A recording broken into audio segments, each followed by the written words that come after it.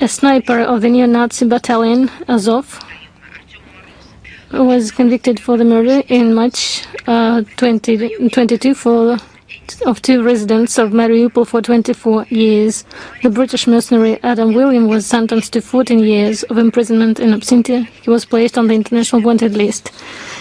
And with all that, Zelensky decided to mark this day and celebrate the day of baptism of Kiev Rus, Ukraine. It was celebrated on 15 July. I would like to remind you that it was established by Zelensky in the year 2021, and it was a day of baptism of Kiev Rus, Ukraine. What does it mean? What does this celebration mean? Why they changed the date? It was shifted from 28th of July, when the Orthodox world celebrates the baptism adopted in 1988 year. They wanted to kill the canonic church, and they do this consequently. And speaking on this matter, Zelensky didn't mention at all why they call this Kiev Rus, Ukraine, but he spoke a lot about the important event, as he thought of this, that underlines the links between eras and generations, high values of the Ukrainian people, and the ability of Ukrainians, according to Zelensky, to overcome hardships. He didn't say that these hardships that for Ukrainians were connected with his activities. Of course, he has deliberately overlooked the real state of affairs in the country, in Ukraine, that turned into the Western colony and risks losing its statehood. Zelensky didn't speak about the fact that in order to keep his power, he's ready to sacrifice the faith of millions of his fellow citizens and Ukraine itself. And his view on establishment of the Ukraine as a country, he included canonic Orthodox Church, and everything that left of the Orthodox religion shall be destroyed. And we can see how they distort and falsify facts of history, Ukrainization of the people from the time of existence of the princes, Ukrainization of outstanding personalities of the era of existence of the ancient Russia state, the great princes of Kiev, Yaroslav the Wise, Vladimir Monomach. This all underlines the desire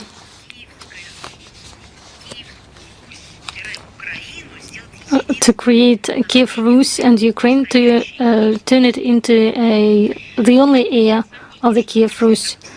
There is no doubt that all the story of Zelensky will fail, and no matter how hard they try on the Vankova street to substitute facts of history with their own version, they won't be able to succeed. And it can be seen by the empty temples taken away from the Orthodox Church throughout Ukraine. They can take away the walls, but they cannot take away the soul of the people. They do everything possible to impose on believers their own idea of holiday dates and how it shall be celebrated, if at all. But they will never get the results they need. They demonstrate their force. They do everything by force to deprive people of the freedom of conscience and statehood. We heard a lot that Ukraine is fighting for its sovereignty, and we need to help Ukraine with it in this week. Let us look at the facts. 35 years ago, on July 16, 1990, the Supreme Council of the USSR adopted the Declaration on State Sovereignty, according to which Ukraine, and I'm citing, solemnly declares its intention to become, in the future, a permanently neutral state that does not participate in military blocs, adheres to 3 non-nuclear principles: not to accept, not to produce, and not to acquire nuclear weapons. It also proclaimed the equality of citizens of the Republic, including on the basis of their language. These are the characteristic features of the sovereignty of Ukraine. Subsequently, reference to the declaration was included in the Act of Proclamation of Independence of Ukraine of 24 August 1991. These norms were also incorporated in the Constitution of Ukraine. I will remind you, it was adopted on 28 June 1996. However, none of the above mentioned have been respected by those who seized power after the military coup in February 2014. These people deprive Ukraine of its sovereignty by undermining the principles of this sovereignty, which was the foundation. The existence of Ukraine gives a refusal, with the assistance of the West, of the legal foundations of the Ukraine existence as an independent, peaceful state has become a purposeful course of neo-Nazi dictatorship that destroy all Russians and pose a security threat to Russia and all Europe. Therefore, the complete and irreversible eradication of all the causes that led to the emergence of the Ukrainian crisis remains the main requisite for achieving a final and fair settlement of the conflict. The sooner this is understood at the Bankova Street and by the Western countries, the sooner it will be resolved. The Conference on Reconstruction of Ukraine, 10-11 July, Rome celebrated the conference with the participation of 5,000 delegates from 70 countries and 40 international organizations. I would like to remind you the similar events was celebrated in 2017.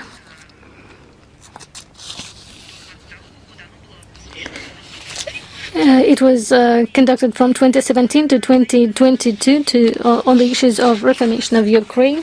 And for the 4th year, the main attention is focused on military assistance to Kiev regime. That is not to restore Ukraine, but to destroy it.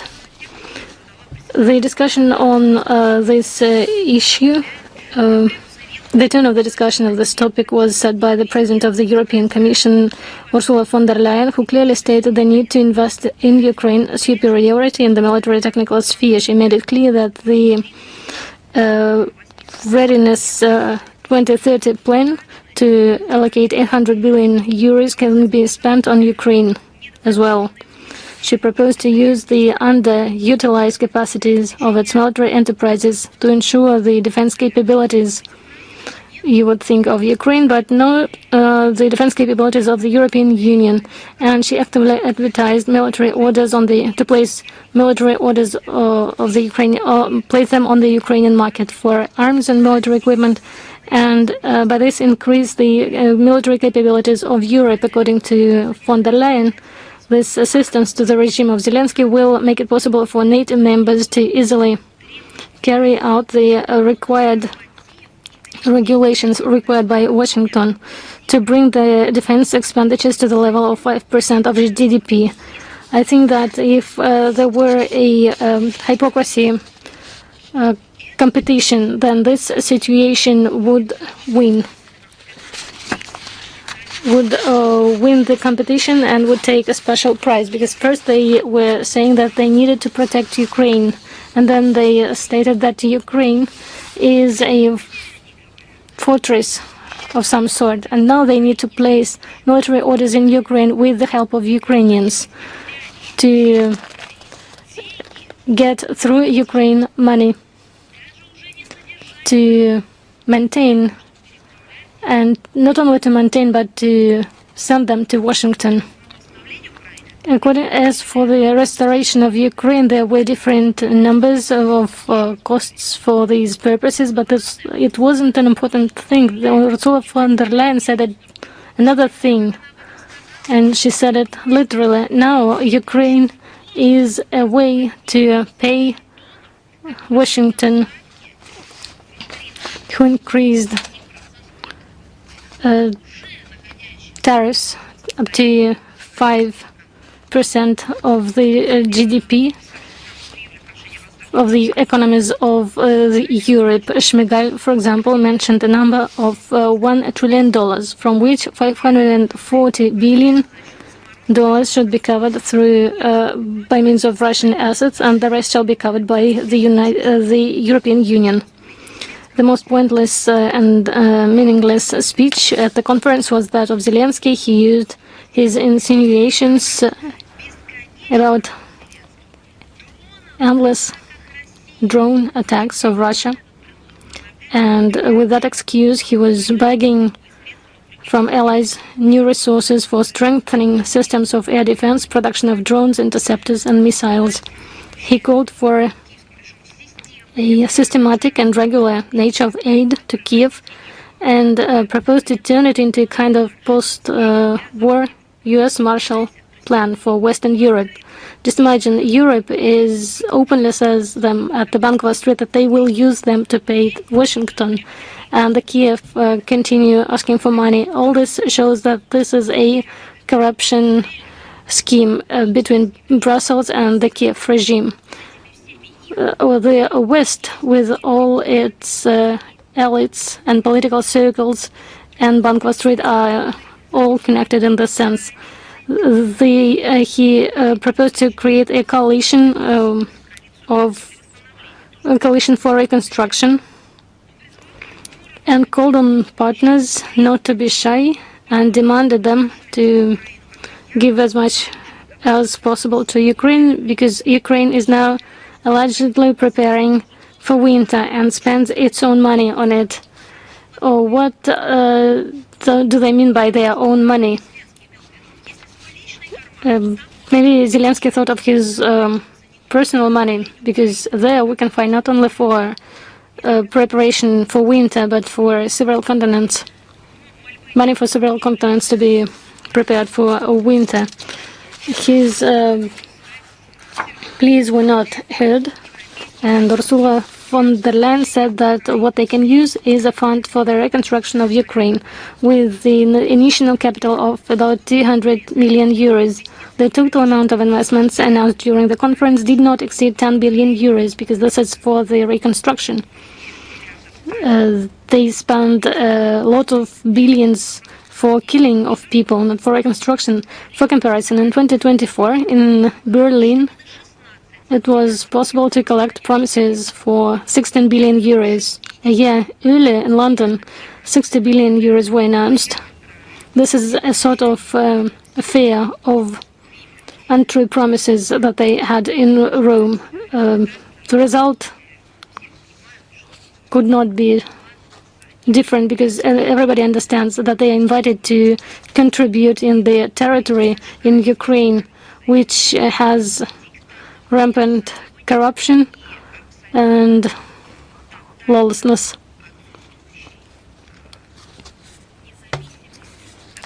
And it's not independent, because we are speaking about the country immersed. We are talking about the country which is a colony for the West. As for the summit of coalition of the willingness, on July 10th this year, the sixth summit of the Coalition of the Willing, with the participation of representatives of 32 states and international organizations, took place in a hybrid format.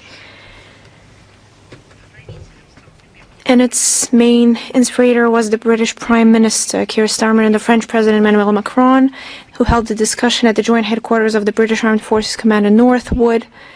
And they were joined from Rome, from the fields of the above-mentioned conference on the restoration of Ukraine, by Vladimir Zelensky, as well as by Keith Kellogg, Special Envoy of the U.S. President for Ukraine, Senators Lindsey Graham, who is an extremist and terrorist, and Richard Blumenthal.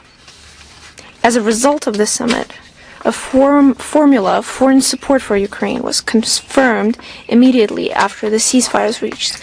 They emphasized the need for a so-called, as they refer to it, multinational force Ukraine. And their mandate is to restore the combat potential of the Ukrainian armed forces, ground forces, through the assistance of experts in armaments, military training, and logistics. Macron and Starmer also announced plans for joint patrols with the Ukrainian Air Force and air, as well as part of a mine countermeasures group at sea, as they say, to ensure the restoration of the Ukrainian army and to send a strategical signal to Moscow. Macron also announced an increase in the size of the potential French-British contingent for possible deployment on the territory of Ukraine after the ceasefire from the level of a brigade to the level of an army corps. As they say, it will now amount to about 50,000 people. The creation of a permanent multinational operational headquarters under British-French leadership, which will be called Multinational Force Ukraine, which will be alternately stationed in Paris or London, as well as a coordination center in Kiev, which should be headed by a two-star general of the British Army, was announced. What kind of sovereignty of Ukraine are they even talking about? But at the same time, the final joint statement and press release failed to mention the need for U.S. support for these plans. However, the British and French supposedly have not given up the idea of involving the U.S. in their brave plans, emphasizing the guarantee and not auxiliary as before nature of the multinational force Ukraine.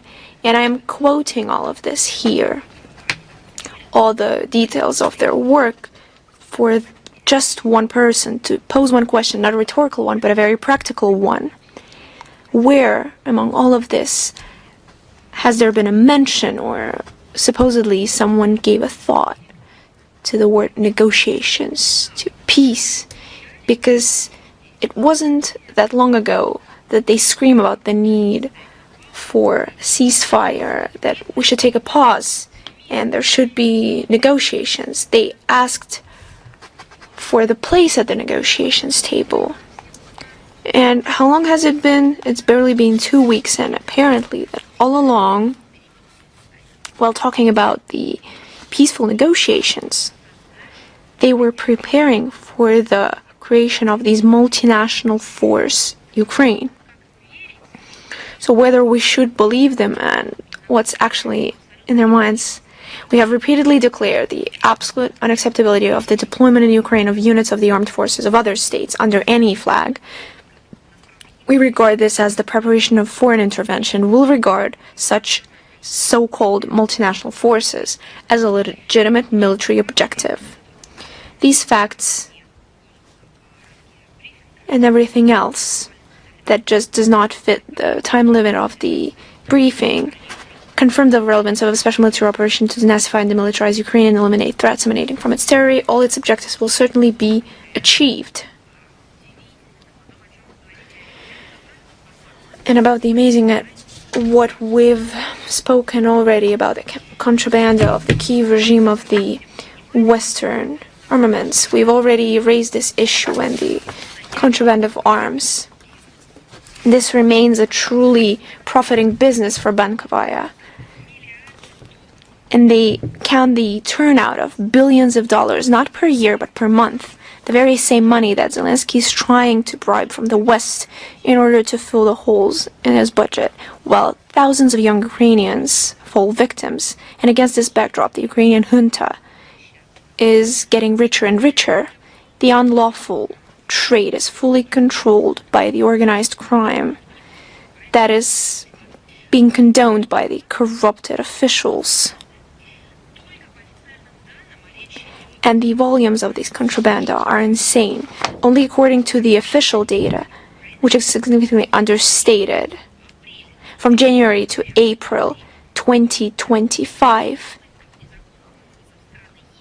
in attempts to illegally export to European Union countries, more than 2,100 units of weapons, primarily firearms and anti-tank missile systems, were seized. Just think about it. Missile systems that are being smuggled from the Ukrainian territory. How do we feel about this? And that's just the tip of the iceberg. Let's keep going. Allow me to recall that in April 2024, the Minister of Internal Affairs of Ukraine, Klemenko, has admitted that the population disposes of about 1 to 5 million units of firearms in the hands of the population. How exactly did the Ukrainian population get their hands on that? This is what they obtained legally, what they purchased or what they've stolen. And the arms smuggling abroad is happening through several routes, and one of them is the land route through south of Poland.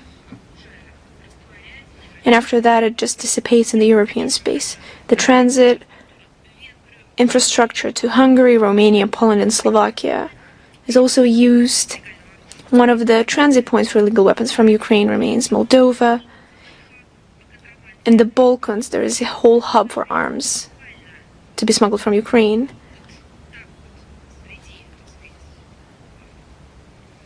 And the smuggling is taking place not through some shady schemes online, but literally out in the open. A new transit point has been created in Finland. They're actively using maritime routes, as well as Port of Odessa to Bulgaria, Turkey, Montenegro, and African countries, as well as air routes from western regions of Ukraine, utilizing aircraft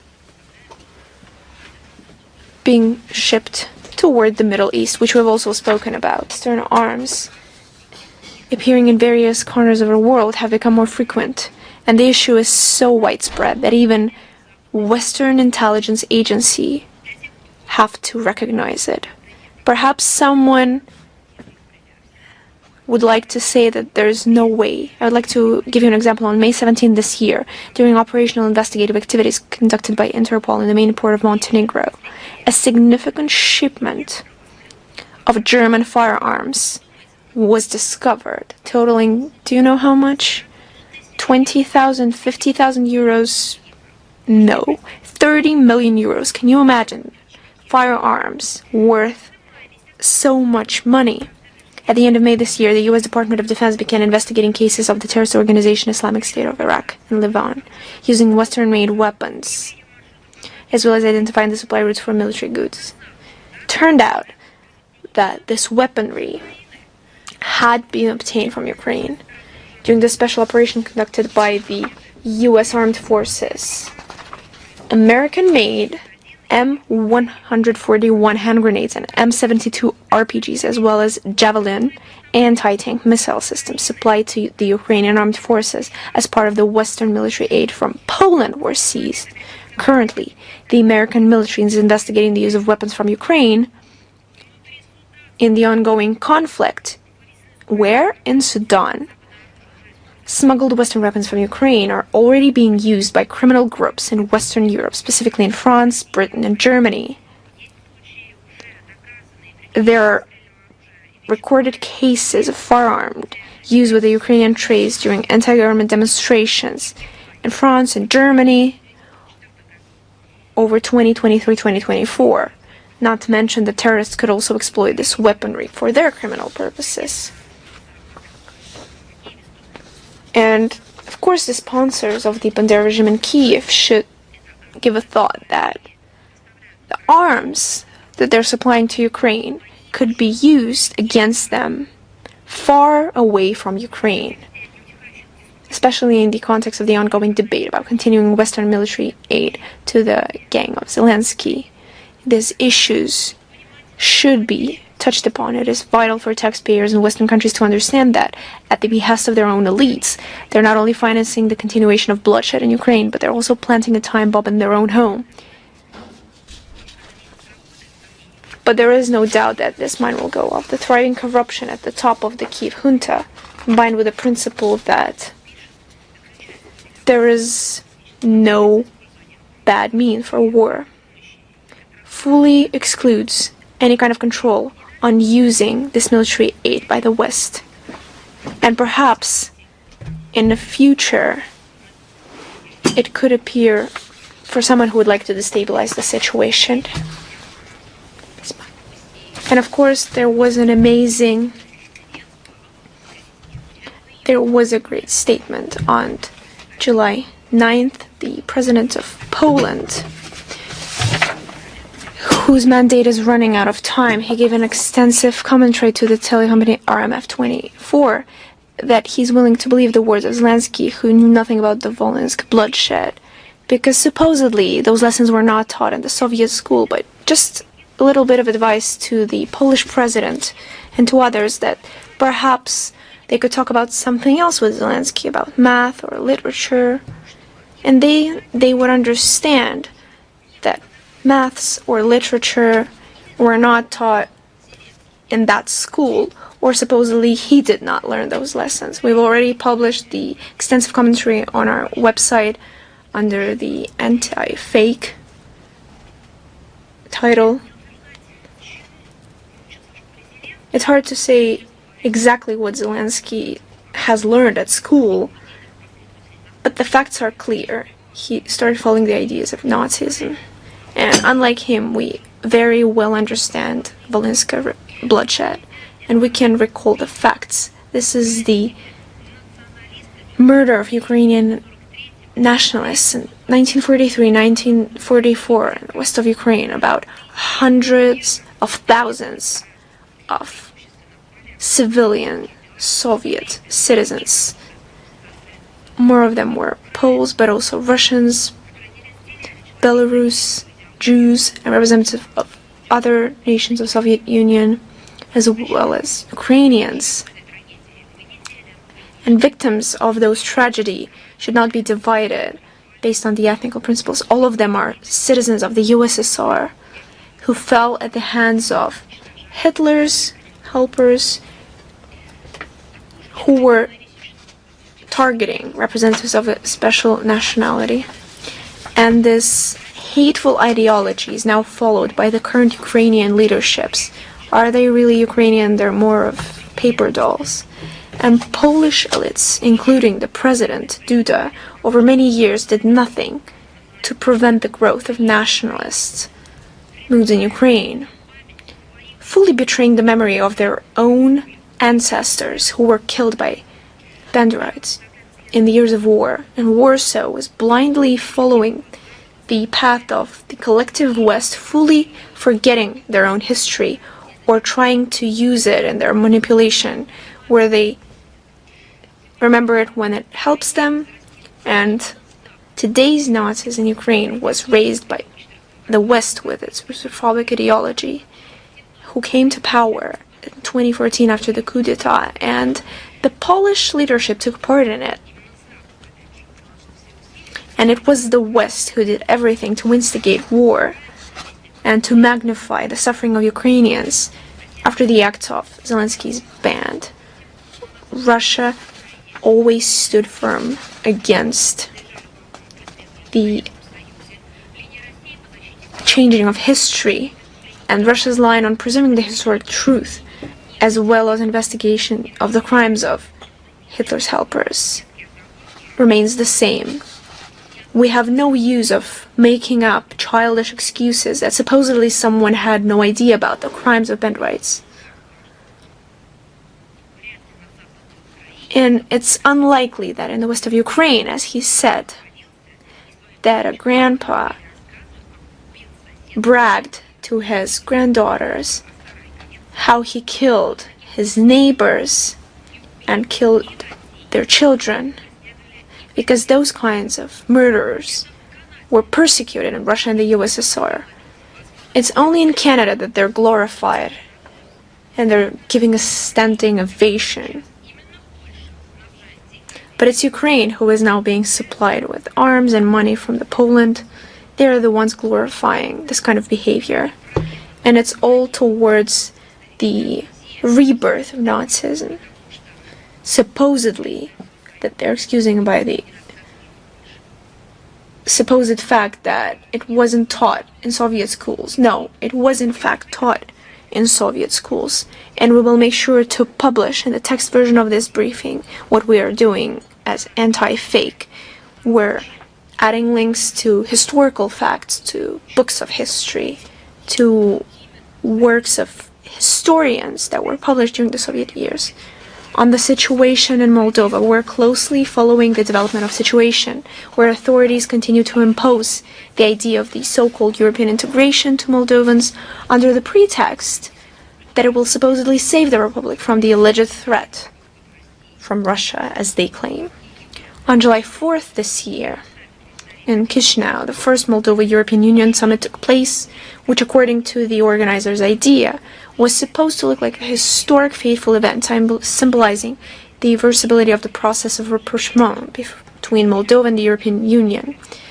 In reality, this PR act turned out to be pale and insubstantial. The official part lasted less than 2 hours because there was barely anything to discuss.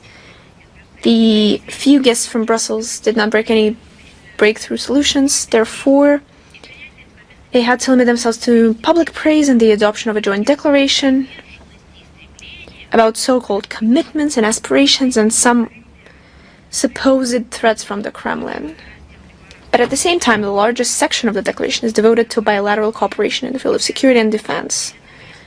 This is yet another very eloquent confirmation of what we have repeatedly drawn attention to. The West is doing everything they can to turn Moldova into a NATO military bridgehead for possible confrontation with Russia. And they're doing it with willing full assistance of official Chisinau, which is systematically pursuing a course of dismantling the neutral status of their country.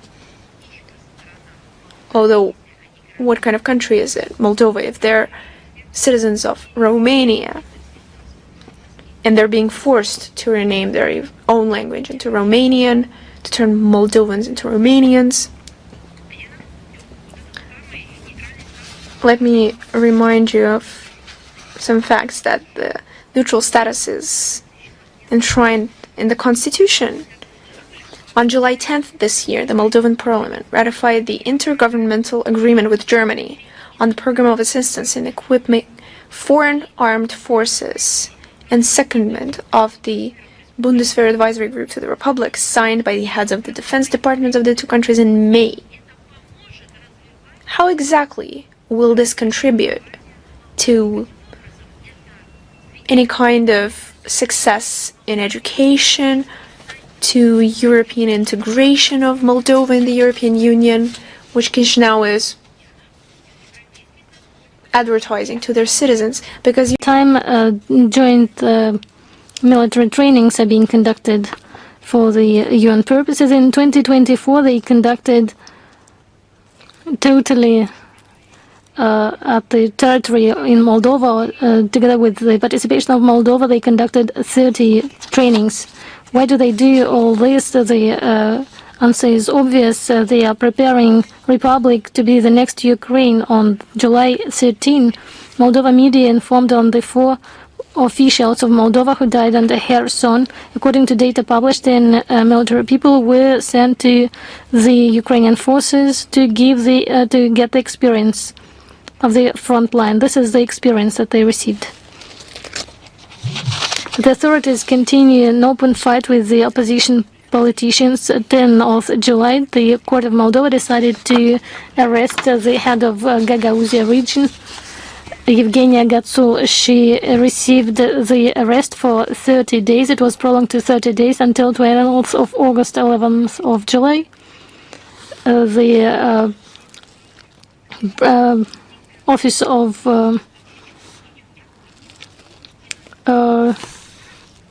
Moldova required to sentence Marina Tauber for 13 years of imprisonment. This is the requirement that they gave. All this is forcing Moldova to join European standards. If you think that this is to develop science, education, or industry, of course it is not. It is against national interests and their own history. Officially, Chisinau is trying to distract the attention of its people from social and economic problems, because they do not have time for the problems of Moldova. They do not have time to develop their science, their culture, their art. They have a different task from Brussels. They are tasked to join their country with NATO to act against Russia from 5 to 27 July on the central square of Moldova. An installation was placed with the name, as it said, State Terror in Soviet Moldova, Scale Victims and Perpetrators. In Moldova, the experts, independent experts, name this installation as something that has nothing to do with the real history of the country. The policy of aggressive pro-Western propaganda in the Republic has led to an opposite effect. According to the recent public opinion polls, 60% of respondents believe that Moldova is moving in the wrong direction. 77% think that the national interests of the country are best served by balanced relations with both Russia and Europeans, and 78% support maintaining the Republic's permanent neutrality.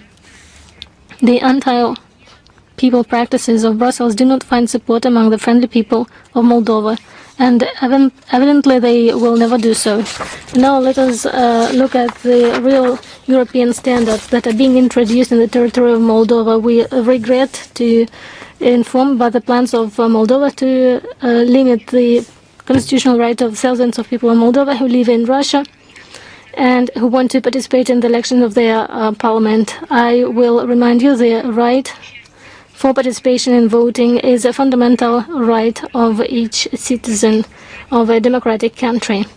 Last year's explanation of Chisinau about the threats of security in the territory of Russia were not supported by anything. The entire world saw that Russia has a very good experience in organizing elections. Tens of states guarantee the security of the Commission of the Observers.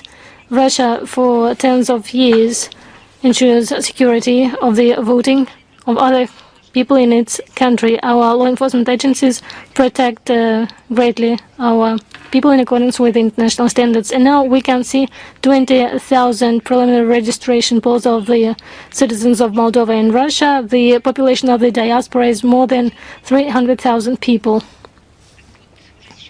And now we can see 20,000 people pre-registered, people from Moldova who want to vote on the elections of 28th of September. If Chisinau will once again limit their possibility and will only leave 2 points of voting, then a lot of people will lose their right for voting, and it is better say that their right will be stolen. The amount of people wishing to vote is growing. There is a need to open more polls abroad, including Russian Federation. All the legal basis for the creation of these places are in place, and we confirm that the organizational or legal barriers to open election polls, election points in the territory of Russia do not exist. The Russian party is ready to provide all the necessary conditions and is ready to work with Moldova REUTERS to promptly resolve any kind of issues, including technical ones. Even the law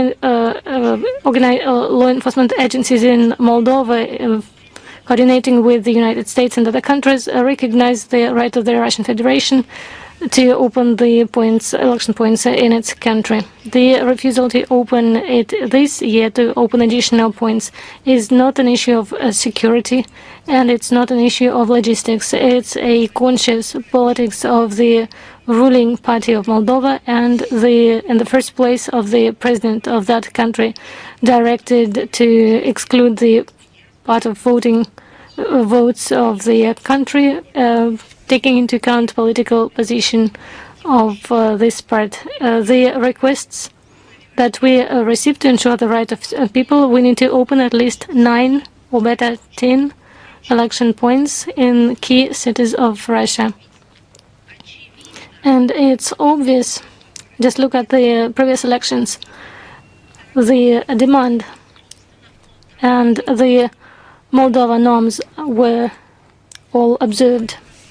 We call on the authorities of Moldova to conduct their work in accordance with their own laws and ensure the rights of their own people and open points in Russia and guarantee their transparent and good work. British authorities continue to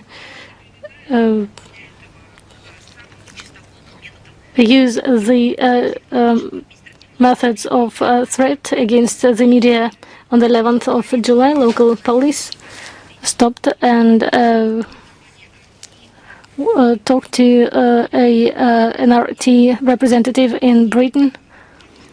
He was in the country to see his parents under the pretext of being part of the terrorist groups. He was tortured to recognize that his employer makes him place unfair information that does not coincide with his own view. The journalist was taking all his belongings, his laptop and mobile phone, and however, they couldn't detain him for more time, and he was released. At the same time, he had to leave the country. The acts of the special services of Great Britain can be qualified as voluntary actions. And this demonstrates that these acts demonstrate to threaten certain groups of journalists that face with this detainment and serve to demoralize all who not agree with the current course of the Great Britain. These repressive measures applied by the authorities of Great Britain are used not only in Great Britain but abroad. This incident is a testimony of the transition of Ukrainian in policy state with the regime of zero tolerance to alternative points of view and total censorship.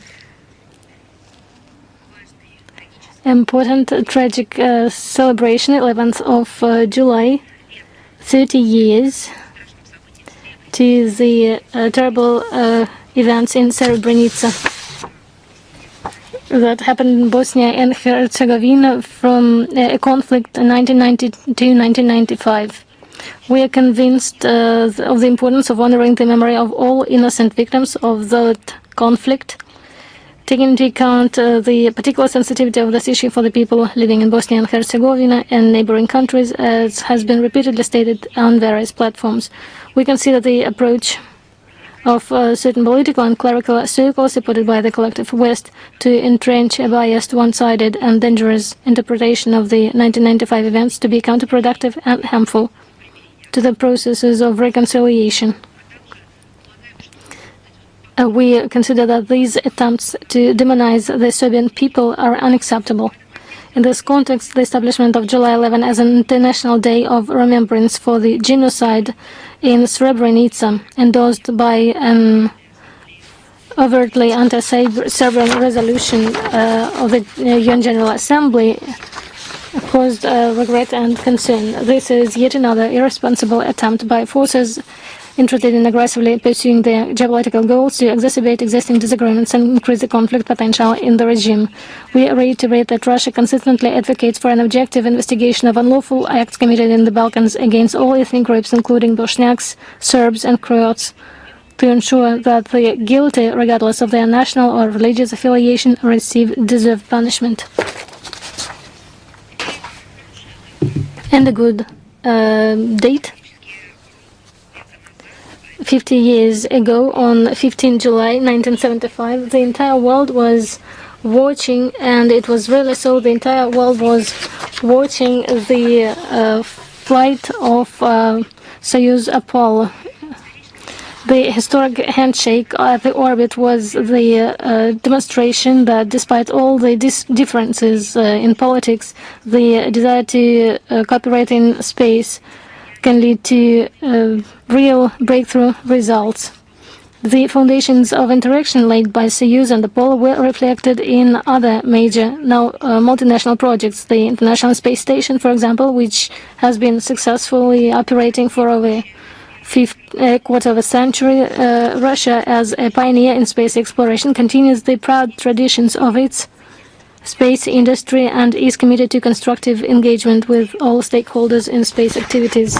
We thus create a good basis for equal and mutual beneficial cooperation without artificial separation, creation of alliances, or one-sided unilateral standards.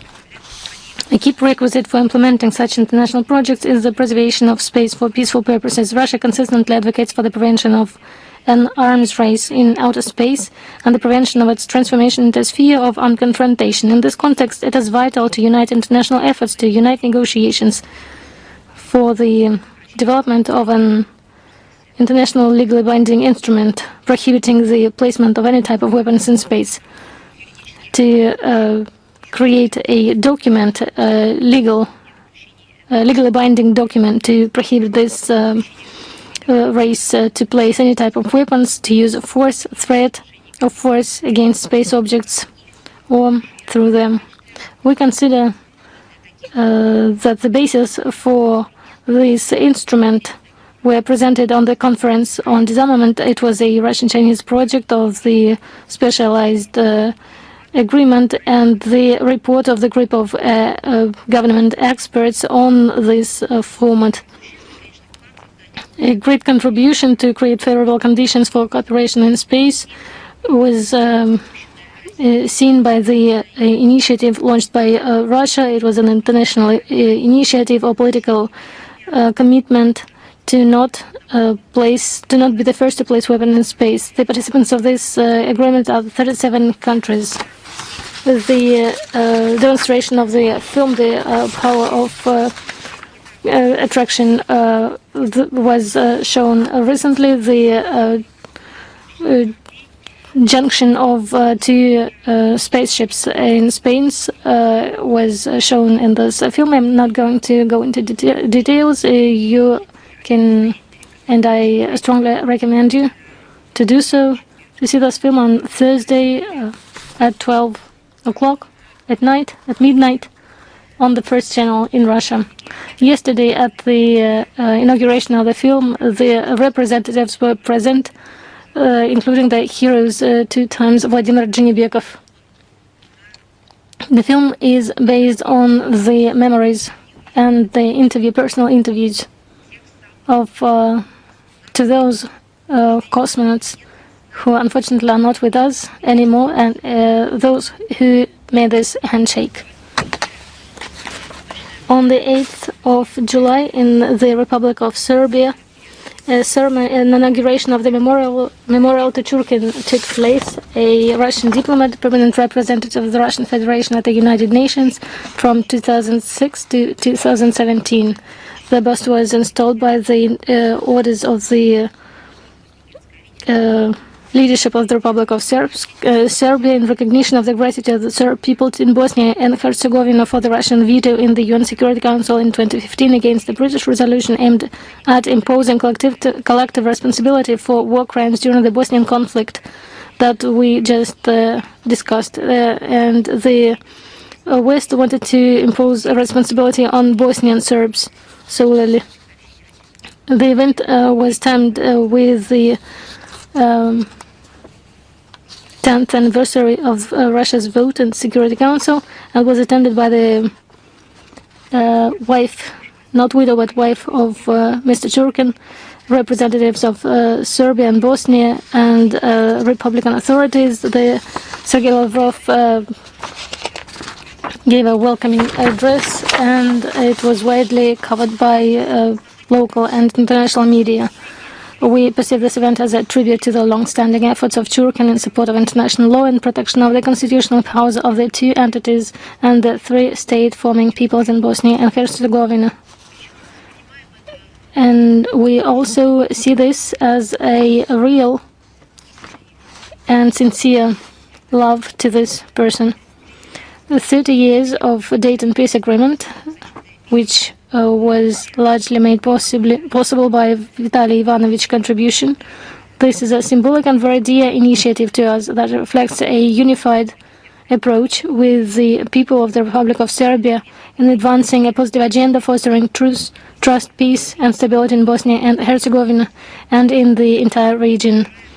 We express our gratitude to the creator of the concept and sponsor of the monumental project, academician of the Russian Academy of Arts, Aydin Zeynalov. 16 July 1945, in New Mexico, the Americans conducted, as you remember, the first test of the nuclear weapon, which meant the transition of atom to the military rails. The United wanted to get a new type of weapon to ensure their hegemony and dictate to other people their rules, and that is why they decided to choose the date of opening of the Potsdam Conference, where the American President Truman tried to use this fact to create pressure on Russia. However, this was not enough for the U.S. leadership. On August 6 to 9 of the same 1945, the Japanese cities of Hiroshima and Nagasaki were subject to nuclear bombings. The use of nuclear weapons against civilian population was senseless from a military standpoint and effectively represented a cruel means of testing a new type of weapon in real conditions. Thus, we note this date, and we state that the responsibility for the militarization of atomic energy lies entirely with the United States. And what is being discussed today, we mentioned this repeatedly, 17th of July, but it happened 80 years ago in 1945 in Potsdam. In Zetzelenhof, the conference started to work of three states, the USSR, USA, and Great Britain. Potsdam Conference was a concluding event in a series of meetings again among the big three leaders and had decisive political significance for the fate of post-war Europe and the world. The allies of the anti-coalition aimed to prevent a recurrence of aggression from Germany, establish peace and security on the European continent, and ensure the determination of fair post-war borders, reuniting independence, sovereignty to the oppressed countries and peoples, granting them the right to determine their own future. To achieve these objectives, an agreement was reached on the basic principles of the activities of the Allied Control Council in Germany, which served as the supreme governing body of the victorious powers, overseeing the exercise of supreme authority in Germany by representatives from the USSR, the USA, the United Kingdom, and France. Based on the decisions of the Yalta Conference and proposals prepared by the European Advisory Commission, fundamental approaches regarding Germany were agreed upon, which included denazification, demilitarization, democratization, and decentralization, along with the complete disarmament of the country in the dissolution of its armed forces, including the SS, SD, and Gestapo.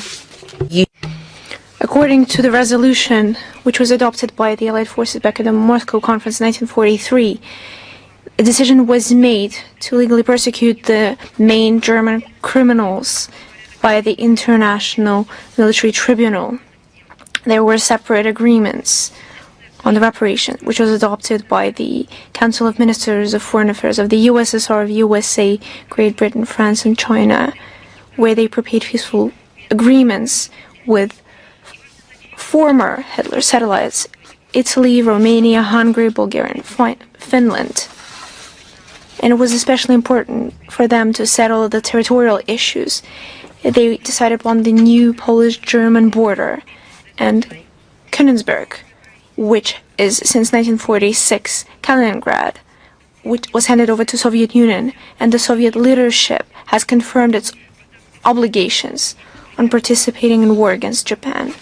Potsdam Conference was a clear example of constructive cooperation between great powers, which helped defeat fascism and could guarantee post-war peace and security. It demonstrated the ability to peacefully settle different issues through negotiations, despite ideological differences, and agreements reached by the leaderships of three powers were enshrined in the protocol of the conference on August 1st, 1945, and on July 17th this year, within the series of history of Russian diplomacy at the initiative of the Russian Foreign Ministry. They want to use the new sign of post-payment dedicated to the 80th anniversary of the Berlin Potsdam Conference of 1945. And we also have an announce, as you know, since 2019, we have a festival, Strong Figures, and as you know, it's quite a reputable platform for humanitarian cooperation through sport, and different state representatives, Olympic champions, employees of diplomatic missions participate in it. And the main purpose of the festival is the development of international cooperation in different areas of sport. In 2024, the event was attended by representatives of 32 friendly states, including military attachés from 23 countries. In 2025, there will be quite a few significant events. Quite soon, on July 19th in Moscow region in the Moscow Country Club, there will be a golf tournament between Russia and the international team. We already have a confirmed participation of 15 friendly states, including India, Indonesia, South Africa, Vietnam, Bangladesh, Morocco, Ghana, Uzbekistan, and others. There will also be a roundtable on issues of international sport cooperation. And on September 19th, there will be an international chess tournament among diplomatic employees in the Chess Museum on Gogolevsky Boulevard. And in November, there will be a tag rugby with the participation of foreign teams that will be covered by media. Now I'm ready to answer your question. Is the International Life magazine with us? Good afternoon, Madam Zakharova. Despite the well-known social and economical issues in the EU member states, including the growing state debt, the European Commission is following the line of massive financial support to Kyiv. And this was, among other things, discussed during the conference in Rome that you've mentioned. And yet Brussels is turning a blind eye to the rampant level of corruption in this country. So according to you, which is really the main purpose of the European Union, you see, I've already commented on all this money that is being sent from one pocket to another, along with shaking the money from different sources. Let me recall that from July 8th to 9th, Italian capital hosted a conference on restoration of Ukraine, which just showed new billion financial obligations of the European Union toward the Kyiv regime. According to the head of European Commissioner Ursula von der Leyen, Brussels is ready to cover about 84% of demands of Ukraine on foreign financing and is ready to continue helping them in the upcoming years. They also do not limit out the option where in 2028-2034 there will be new targeted financing for Kyiv amounting to 100 billion euros. Where is this altruism coming from? I believe that you're well aware where to seek an answer to that question. You have to find who's reaping benefits from it. And this unprecedented speculative operation on financing Kyiv regime is beneficial for all those involved, for international financial corporations, for Western investors who are catching at low prices Ukrainian shares, especially as well as the Western military industry complex, who thanks to the prolonging of the Ukrainian conflicts got a chance of a second whiff. And finally, last but not least, to many corruptioners in Brussels, and not just in Brussels. So who exactly is losing from it? Well, it's obvious. first and foremost the Ukrainian citizens who are being killed, who are being robbed out in the open. Everyone is seeing it, but they're not in the power to do anything. It's also not beneficial to the population of those countries, who go to work every day, who produce a lot, who sell a lot, and they're not reaping any benefits from it, but nobody is asking what they think. They're just being given a new bill to finance and pay new crazy ideas of Ursula von der Leyen. Perhaps they should give it a thought, but perhaps they're not allowed to give it a thought. But first of all, victims of those are the ordinary Ukrainians. Those who are still alive, they're being subjected to the lifelong debt, not just for the 5 years, but for dozens of years. And they're being used as illegal workforce who not only get their economic benefits ripped away from them, but they lose any kind of independence. At the aforementioned conference in Rome, the European Commissioner on the expansion of the EU, Slovenian Marta Kos, said that the goal of benefits of Brussels on aiding Ukraine is to help Ukraine become a European nation. What point of view did she pursue with this? Geographically, Ukraine has always been in Europe. Politically, it gained its sovereignty in the 1990s and also positioned itself and developed as a European state. Culturally, religiously, it was inextricably linked with the European civilization. So under the guise of assistance to Ukraine, of helping Ukraine become a European nation, they're actually trying to strip its identity from Ukraine. In other words, in order for Ukraine to pay all its debts to the European Union, they not only will have to lose their last bits of clothing, but they will also have to work on their own European identity. Because later they will have to be taught on who they have to be in order to pay off everything that they're being given right now. I believe that's what they're trying to do here. Thank you very much. And another question, if you allow. Last Saturday, on July 12th, heads of the working group on coordinating the aid of Ukraine under the Ministry of Defense of Germany, Christian Freuding, stated that the Ukrainian armed forces could, before the end of July, get first long-range systems within the packet of German-Ukrainian military cooperation. How could you comment on this information and assess the actions of the German authorities? It's interesting how quickly they forgot about democracy and human rights that they claim to care for so much, how little they actually care for who these arms will be used against.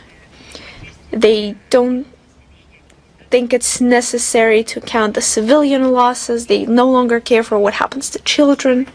Amazing, isn't it? We've already stated and mentioned how the efforts of the official Berlin are trying to hide. They are willing to participate in perpetrating strikes in Russia by doing it through Ukrainians, by shifting the blame to them. And the defeat of fascists in 1945 has, as it seems, escaped their minds. And this aggressive approach to our country was blatantly, openly confirmed by the Ministry of Defense, Pistorius, who stated on the readiness of German troops, just think about it, to kill Russian soldiers if there is an attack on one of the NATO members. They've gone absolutely wild. Which NATO member has Russia ever tried or intended to attack?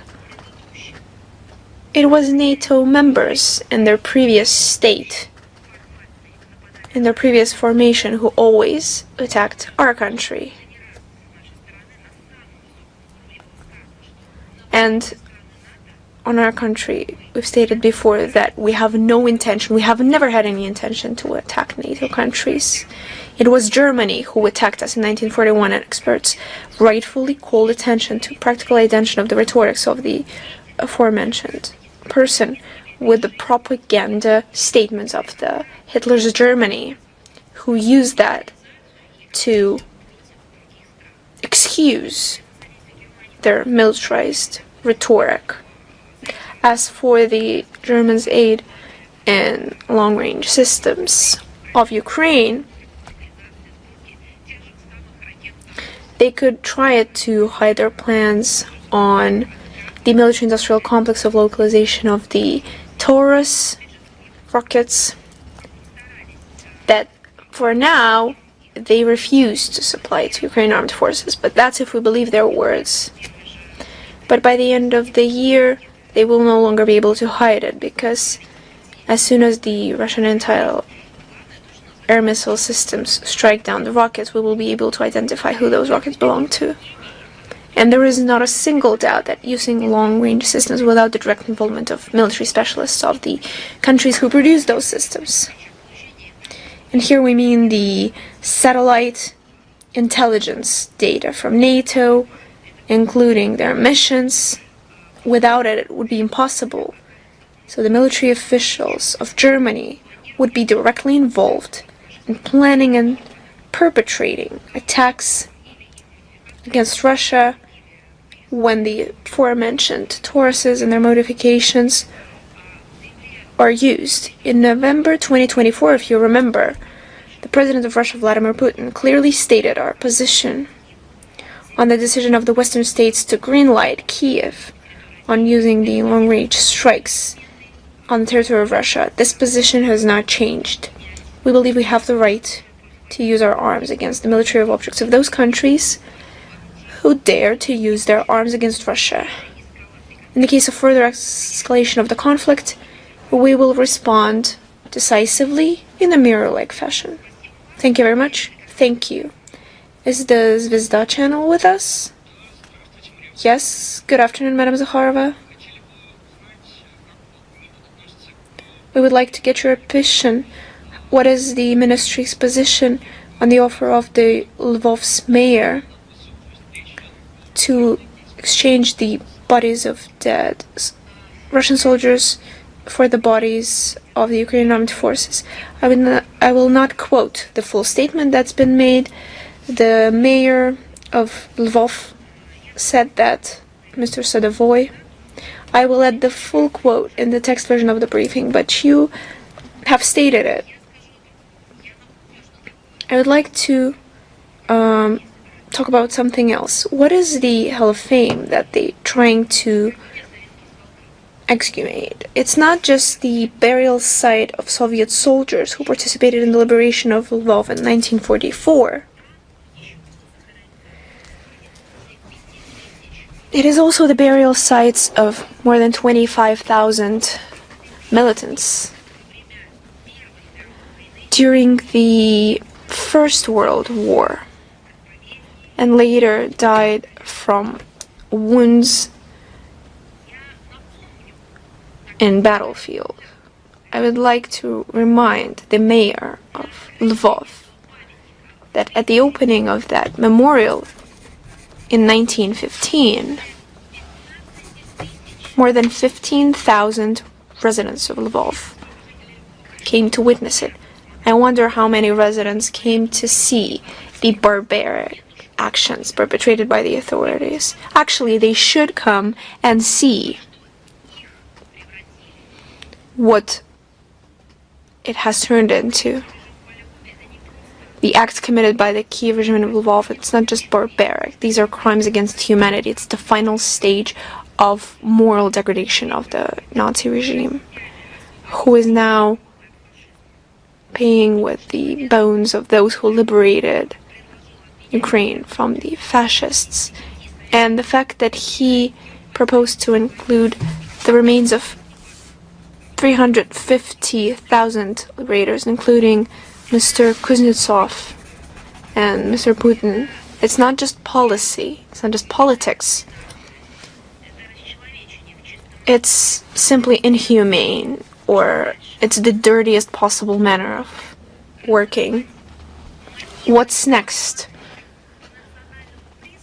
They will open up the graves based on the nationality. They will dig out bones and put them in different piles, proposing to take them away because the last names have "ov" at the end of them. What's next? Lvov's authorities cynically state on the observations of the specialists, but facts tell a different story. The remains were removed with excavators. Their remains, their ashes, were mixed with dirt. They left the burial sites in ruins. The eternal flame was sent to the museum of the territory of terror. So they're basically saying that Soviet liberators are the same as Nazis. So the offer to exchange the remains of liberators, it's not the negotiations. It's nothing but the desiccation. Soldiers who laid their lives to liberate Lvov. In 1944, have turned into a bargaining chip. I'd like to recall to the Lvov's authorities that it was their ancestors who fought alongside that army. And now their descendants, ungrateful descendants, are stomping on the burial sites of their own grandparents. And what if their relatives died in other cities and it was Lvov, and that's what was done to them? What exactly would they think? Would that also be okay? And of course, especially cynic is the fate of the intelligence officer Kuznetsov. His burial site was desiccated in many occasions, and his relatives repeatedly begged for him to be reburied in Russia, and Kiev repeatedly denied that request. And back then they already requested the exchange of prisoners of war. Kiev regime is ready to destroy the memory of their own ancestors in order to do something good for their curators. I don't even know what to call it. It really is what they show the worst monsters and thrillers. If you have no further questions, is RIA News with us. RIA Новости. Hello. We have one question for today. It's a big question. Association of Journalists, BRICS journalists, included in the sanctions list of the EU, sent to Guterres and the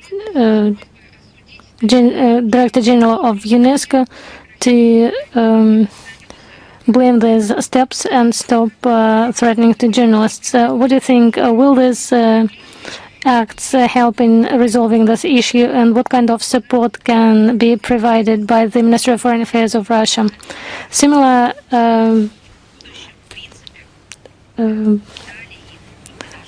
reports have become an important формирование институтов, я имею в виду международных структур. Similar requests have been quite often about the facts of violation of the professional rights of the workers in the media area. And there is only one condition. These international structures should act in an unbiased manner. And once receiving the signal from the non-governmental structures, they could have a clear picture, but they have their own picture, and they should use these data and assist the journalists. However, what they do now is that they pretend that it's not in their competence and that they do not have the information. This is not the first open letter to the Association of Authorities, as Azule, Director General of UNESCO, in this year, the similar letter was sent to protect the journalists from Ukrainian forces. You know well that Azule is not responding to similar requests. It doesn't matter if the request goes from the governmental or non-governmental structures, and no actions are taken, even though it's her mandate, her work, her responsibilities. There should be a certain structure to receive the information, even though they say that they rely on the data from governmental or non-governmental structures. And in this case, if they have a non-governmental, an information from non-governmental structure, they do not use it either. As for the European Union, the reaction followed. In July, they applied their illegal, immoral sanctions against the Association of Journalists, and we responded that Brussels openly, shamelessly tries to suppress the voices of those who show lack of legality and real facts, and those who should have acted immediately, give a qualified reaction to similar actions, show that it goes against the international rights and violates the rights of journalists. They keep silence. Sometimes they give replies that do not mean anything, but mostly they just ignore. In the leadership of these international organizations, they respond rapidly and eagerly to the information received from non-governmental organizations received from the West. And for this, they do not need time to check the facts or any other efforts to analyze the information. They rely immediately on the data of the West in their discourses. And everything, what they say is anti-Russian. They just do not take into account information that is not in accordance with the main information from the West. The information on freedom of expression connected with the principles of the equality of the approaches.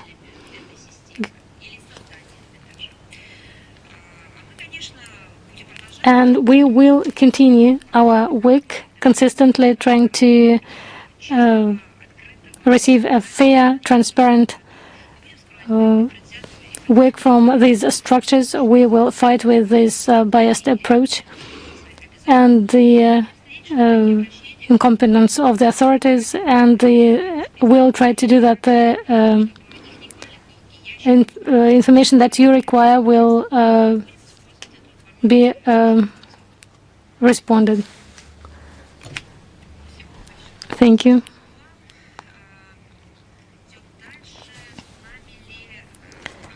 Do we have after E with us? Yes. Hello, Yaroslav Kondratov. Recently, the president of the European Council and the head of European Commission, Ursula von der Leyen, said that they are ready, that the EU is ready to invest in Armenia at least 2.5 billion euros, as they said, for stability and inclusion of it in the regional and economic initiatives. We could say that it's nonsense. Could you comment on that? Probably here they are talking about the money that Brussels promised in multiple occasions. You're talking about Armenia, right? So they promised this money to Yerevan, to the people of Yerevan, and how they apply this promises. We should ask Yerevan if they received this money. We are not going to look into their pocket. This is about their relations with the European institutes. But I think that even in today's briefing, it's obvious that this is something usual, that the European Commission, that NATO promise something generously and then under the pretext of financial problems control the processes receiving benefits only for themselves. Also, they sum up and take the total amount of the resources that they allocate more than once, and even in this case they find themselves in a difficult situation when they cannot resolve what they started. The Western story about the finances, there is another scheme when they promise something and do not give in the end, saying that the conditions do not apply or that the requirements have not been observed. This is something that Brussels does often, and the European Union tries to stimulate the interest of its foreign partners to receive the funds from the EU.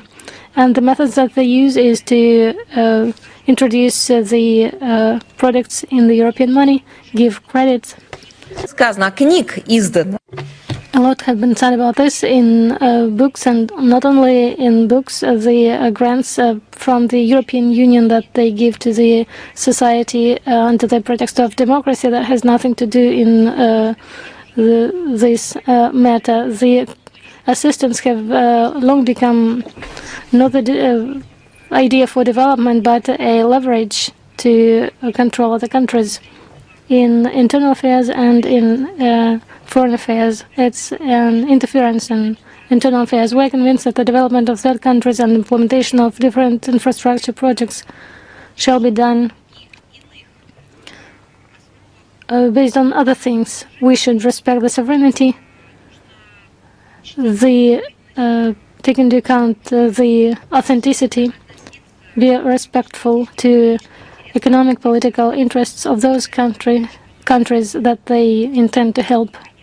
And of course, this assistance, as they call it, shall not become an instrument of threat to other countries, artificial instability, or hampering the development of the of other countries. Formats that they try to employ in Yerevan, for example, using the Black Sea strategy, is aimed at these very facts that I enumerated. Thank you very much. Thank you. Open TV, are you with us? Yes, Afanasy Yerinos, Open TV. There are a lot of publications in European media where they say that migrants and refugees from Libya through sea in our country has increased, and it's a big problem in Crete, for example. And all this is a hybrid war from Russia to destabilize European Union. And for this, Russian militaries are used that remained in Libya or worked there. The military campaigns existing or that existed in Czechia, in Germany. I would like to hear your opinion, your comments, and if you have understanding of what is planned, what Russia plans, and what do they do in Libya. I have a question to specify. Do they say in these publications that Russia killed Gaddafi? Of course, now we all know who killed Gaddafi. You know this because, first, you are an educated person, and secondly, you are an independent journalist, and third, you are you saw with your own eyes the events. I would like to assure you that the younger generation of 20-something years, they do not know that they can be told any story. I assure you that 5-7 years ago, these conferences that took place annually in a room where they discussed the problems of Libya and the migration problems, nobody could say that the problems of migration had to do something with Russia. In Italy, in Greece, they all knew who to blame. Those who destroyed statehood of the sea states of the Northern Africa, of the Middle East, those who provoked the Arab Spring, those who killed and destroyed the authorities legally elected, those who made chaos in turn in those countries, destroyed the sovereignty of those countries. And now you can see what they say. This is nonsense. We really saw as the media publish such things. It's not the first time they do this. It's a systematic work to implant fake information and implant the mentality and philosophy that this is something where Russia is to blame. It's absurd, but only we can understand this, and for other readers, not prepared readers, this is a normal information. What is the reason of all this crisis? The first crisis was initiated by the collective West and the leadership of the United States of America that introduced NATO and used NATO for this Iraq, Libya, Syria, Afghanistan. We're convinced that the flows of migrants is a follow-up of irresponsible acts of interference in the internal affairs of other countries, forced replacement of the authorities in the countries, and those who participated in these interferences in the opening of the conflicts should bear the main responsibility for the consequences. The consequences, one of the main consequences, one of the most serious consequences is a mass migration of refugees, illegal refugees, of course, because there is no possibility to stop them, to give them some legal ways of crossing the border. They just run from the terror. They run for the promised, or something that they were promised, because they supported the change of power in their country first. They believed in democracy and democratic rules, and now they started to escape from to save their lives with those who promised the democracy. So there are roots who make them change the country, and to resolve this problem,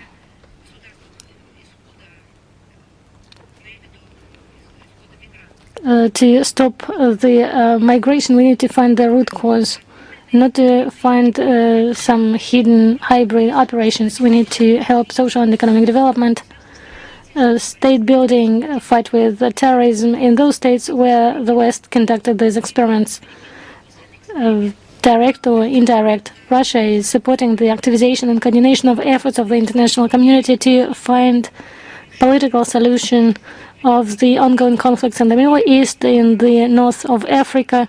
It is necessary to develop multilateral cooperation at the central coordination role of the United Nations for effective resolution of problems related to mass movement of migrants and refugees. We need to see the root causes and be fair, speak fairly on them, not to invent information and information campaign to blame Russia in something that in some other crimes. If there is no questions, we can go on. Известия, are you with us? Hello, Maria Vladimirovna. Известия on Приднестровской Молдавской Республики. On Moldova Republic, Andrei Safonov. The NATO developed plan of attacking the republic. However, according to him, the West won't implement this plan because the West has another scenario to encircle and make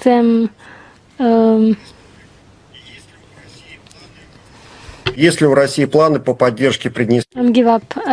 Does Russia have plans to improve the situation in Transnistria or to do something with the threat from the NATO? The words that you cited of the Transnistria deputy person, it was a information of the services of Russia, and we mentioned in multiple occasions the forced militarization of Moldova, what NATO does, playing the central role in these actions. We want to believe that. I would like to underline, we want to believe the settlement by peaceful means in Chisinau, but the facts show a different reality.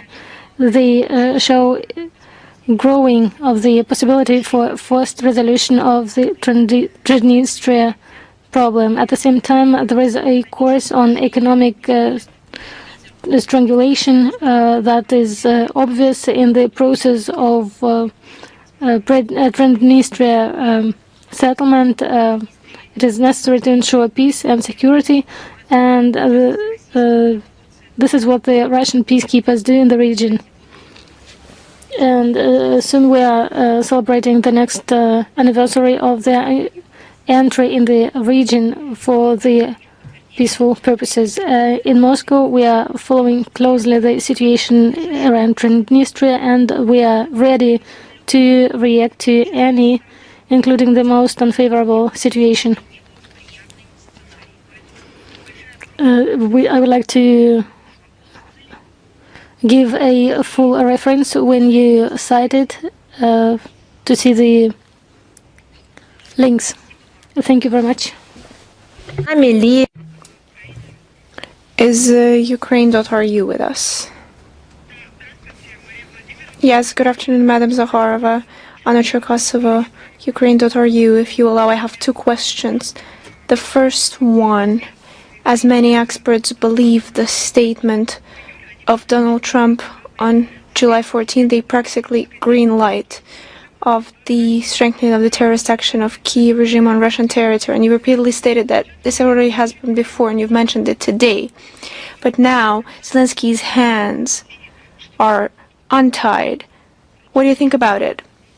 And what does Russia have to say to that? You see, Zelensky's hands are always reaching for more money. So whether they're tied or not, as soon as there's money involved, and just like Houdini's act or Copperfielder, his hands will be untied. He has some kind of instinct for that. I would like to once again draw your attention to the comments of the Minister of Foreign Affairs of the Russian Federation, Sergei Lavrov, to the representatives of the administration of the President, when it comes to the statement of the Donald Trump.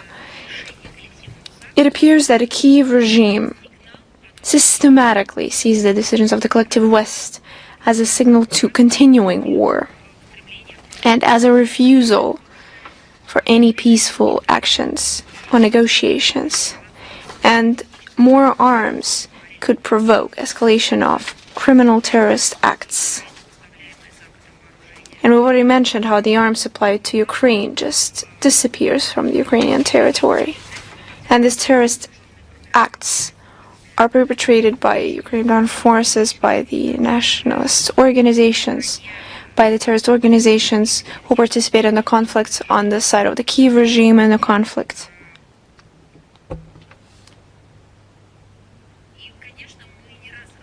And of course, we've repeatedly drawn attention to the terrorist nature of the Kyiv regime. And basically every day we state facts, confirmed facts.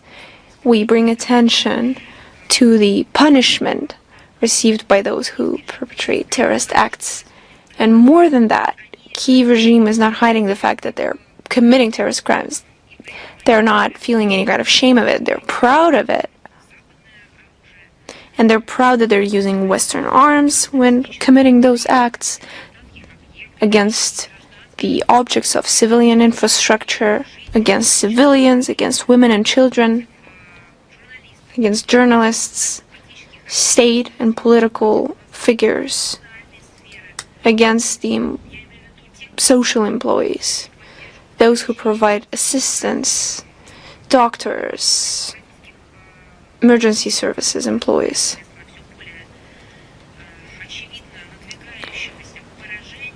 So the defeat that is appearing closer and closer against the backdrop of these terrorist acts, they have more and more desire to perpetrate more terror. It keeps growing. And against this backdrop, the West is supplying more and more arms, money.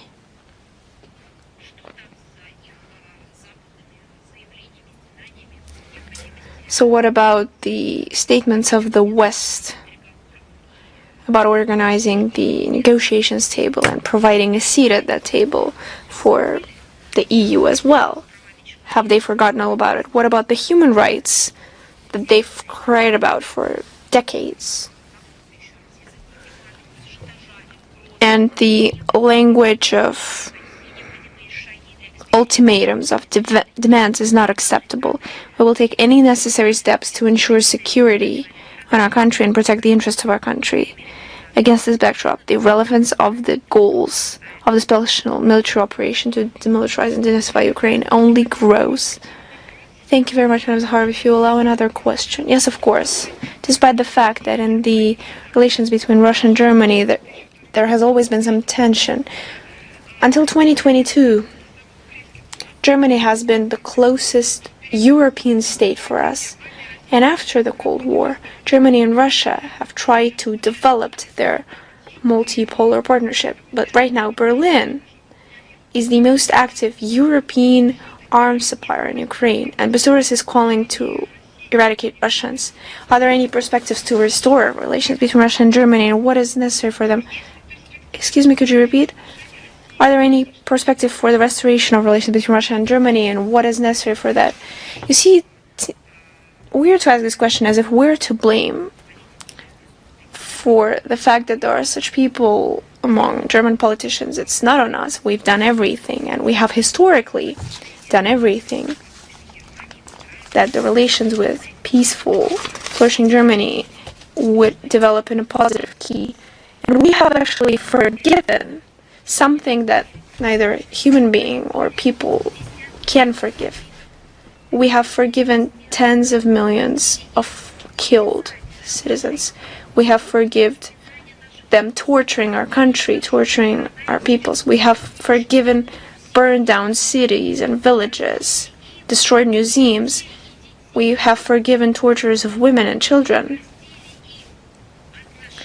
We have forgiven them their attitude towards us, not just as third-rate people, but someone who have no right to life. We have truly forgiven everything. We've never forgotten. And that's why we preserve memorials. That's why we continue to produce movies. We learn history. We haven't forgotten, but we have forgiven. Once again, we have extended the hand of friendship, of mutual cooperation, respect. We've shown how, by forgiving, you can propose normal, mutually beneficial, mutually respectful cooperation. We have proposed so many projects. We've basically, if you need historical resources, then let's cooperate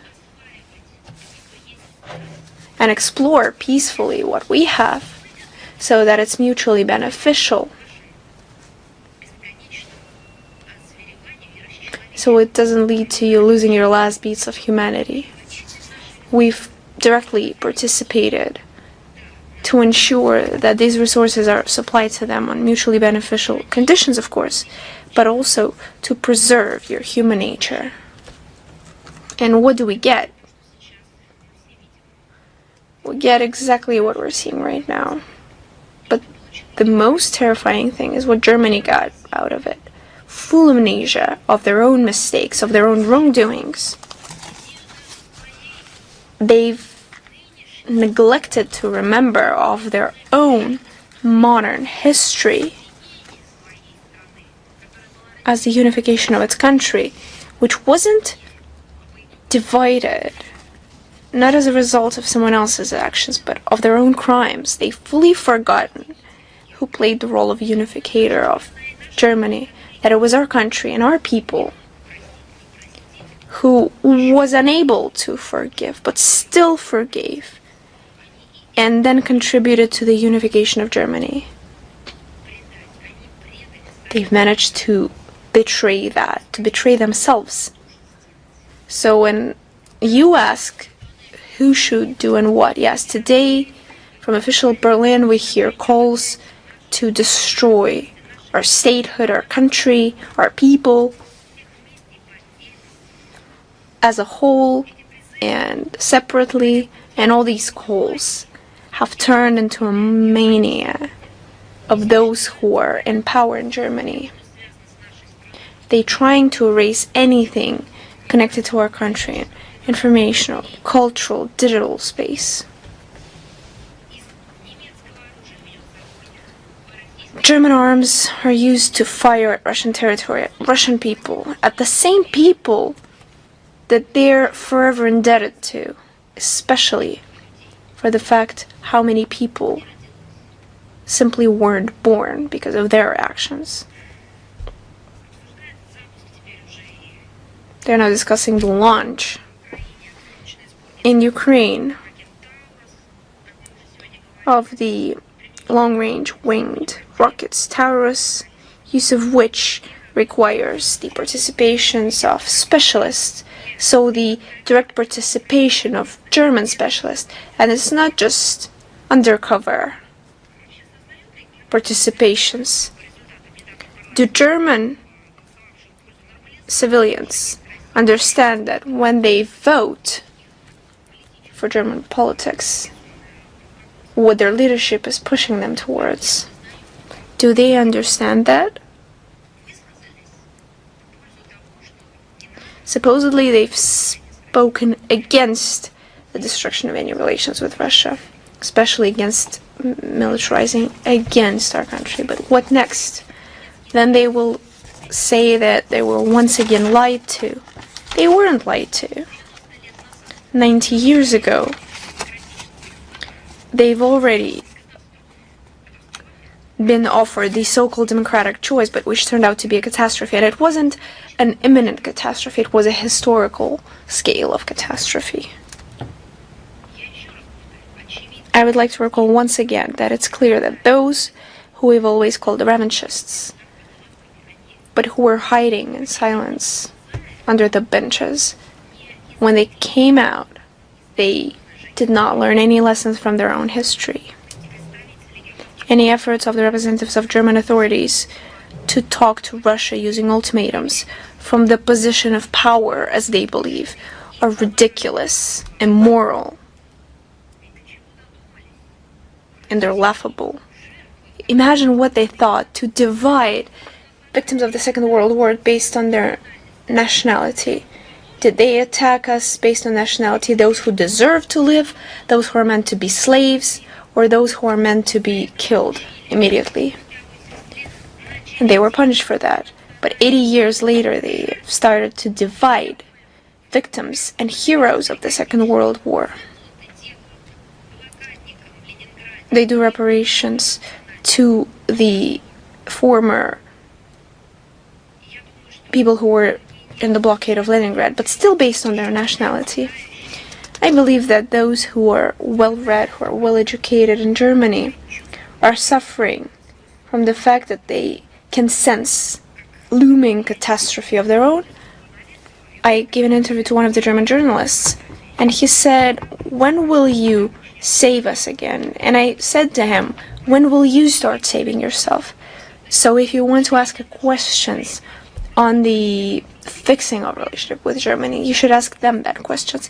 But first of all, they should save themselves from another catastrophe that they've already been through before. And I believe that right now they're on the brink of a catastrophe again. Moving on, is Sinhua with us?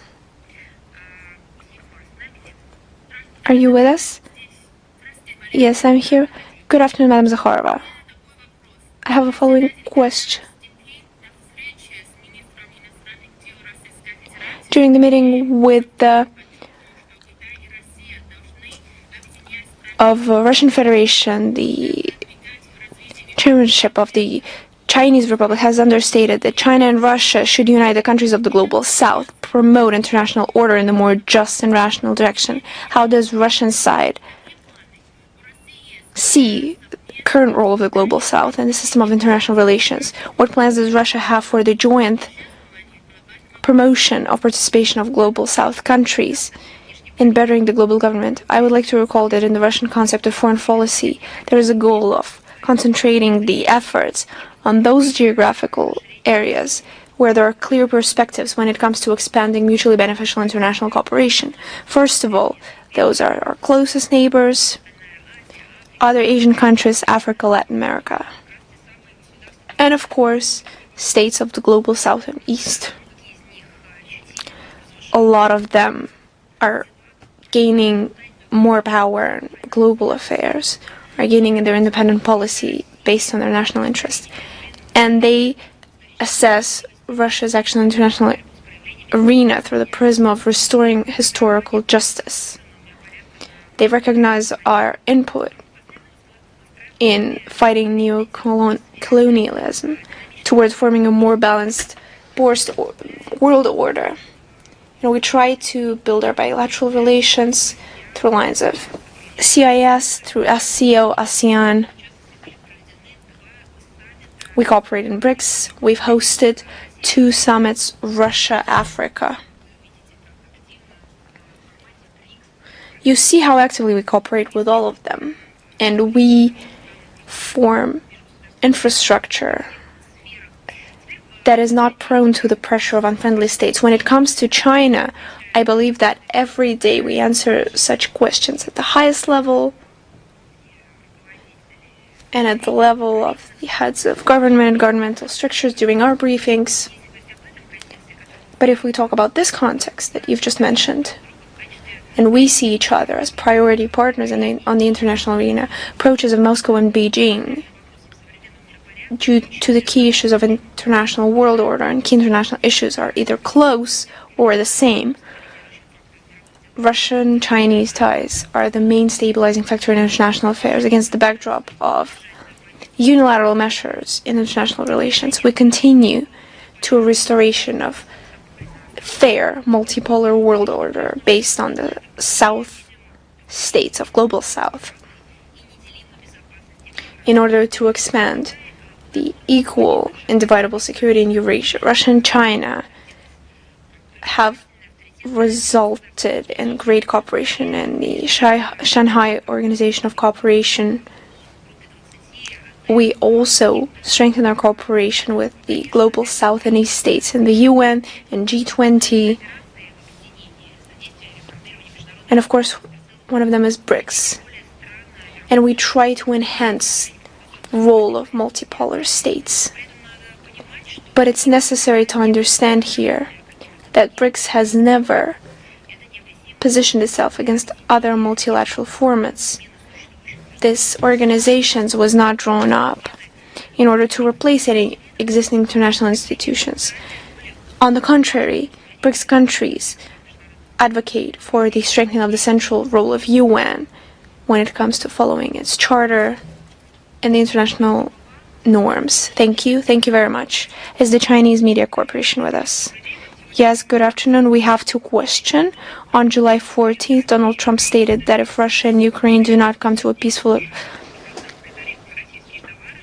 agreement within 50 days, the U.S. will come 100% tax on Russian goods. At the same time, Washington is ready to supply Ukraine the most modern arms. Do you believe that these actions contradict his words about the peaceful resolution of the conflict? What do you believe are the reason for these steps? I'd like to draw your attention to the words of the Minister of Foreign Affairs of the Russian Federation, Sergei Lavrov. And thirdly, I would like to state that if for many days we have now seen comments from Washington, from the White House, from the State Department, should we use every day to position what they've said against their previous tweets or previous statements, written or oral ones? Perhaps then we will have no time for work. We will simply compare their words. I believe this is counterproductive and useless. To measure with a ruler how far they stray from their own position, from their line of work, and their inner American statements, even on international issues. I believe this is impossible. They have so many statements. Sometimes one may contradict the other. It's simply useless to analyze them. We better analyze and better word our own position. And I believe that position has been clearly phrased. When it comes to Ukraine, we have our aspirations, we have our goals. And we have also always followed the diplomatic line of work. We have strived to use it. If there are new actions of the Westerners, we will respond accordingly. We have always said that we're prepared for that. Back in 2022, now in 2025, of course, something is now still out in the open. They said that they need stable, secure peace. And yet, the next round, they're trying to either avoid, or they haven't directly stated when they will be ready to host it. As for the sanctions that you've referred to, you see against our country and our international agents, there's now an unprecedented number of sanctions, all kinds of limitations. There are dozens of hundreds of them. I believe there are so many of them that the threat of new sanctions are now viewed as something normal, because the Westerners themselves have come to an impasse, to a dead end, because they understand that there will be responsive measures from us. We will operate based on the situation at hand. And for us, it's nothing new, although for them, they always position it as something new, and it's nothing new. This is their policy, and they're pursuing it. And of course, no one is fully ruling out results of world policy. We see that during the last years, there are schemes and systems that would allow us to restore or to compensate some kind of requirements or demands or disappearing possibilities. We will compensate them in different ways. I believe that you know them all too well, and I don't need to go into detail. So yes, we've learned how to respond to that. Yes, we believe it is illegal. Yes, and no matter what, we don't accept the fact of threats. I don't think I've said anything groundbreaking. I've simply repeated what we've already informed you about. And the second question, the meeting of the Ministry of Foreign Affairs of SEO took place in China, during which they spoke about the general preparation for the summit in Shenzhen, and mentioned the declaration of the Union in Shenzhen. The work of the minister in Shenzhen, the result of the ministerial meeting in Shenzhen, it was noted that the meeting opened the decisive steps for the opening, has prepared for the opening of the summit. The meeting of the president of China with the heads of the ministries of foreign affairs of other countries was the most important event. We stated the priorities, and within the presidency of China, about 100 events have been held. In his response, Minister of Foreign Affairs of the Russian Federation reiterated the line of actions on general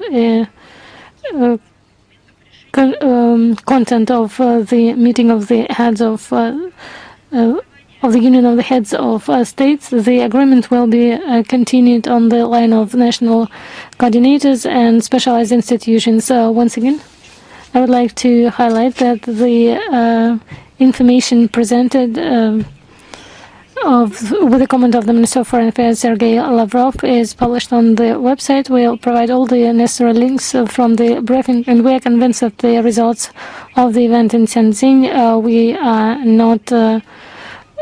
we analyze the possibility that it will foster strengthening of the SCO as a system of indivisible security in the region to create a more fair world order. We are convinced that it will give an impetus for the development of the association and bring SCO to a new, as Sergei Lavrov said, to a new level. Thank you very much. Thank you to you. Orator, please. Hello. We have a question on cooperation between Russia and China, as well as threats of Trump to introduce 100 tariffs against Russia and its trade partners. What do you think? Is it possible for these threats to be implemented to introduce the tariffs? Will it affect the cooperation with China and the supply of energy resources to China? What do you think? How stable is the cooperation of Moscow and Peking in view of these threats? Look at your question. You ask if the threat can affect. Well, it is a threat. We heard the threat. Is it the first one? It's not the first one. If these threats or threats of this type are unclear, no, they were articulated quite well. They were well directed, and the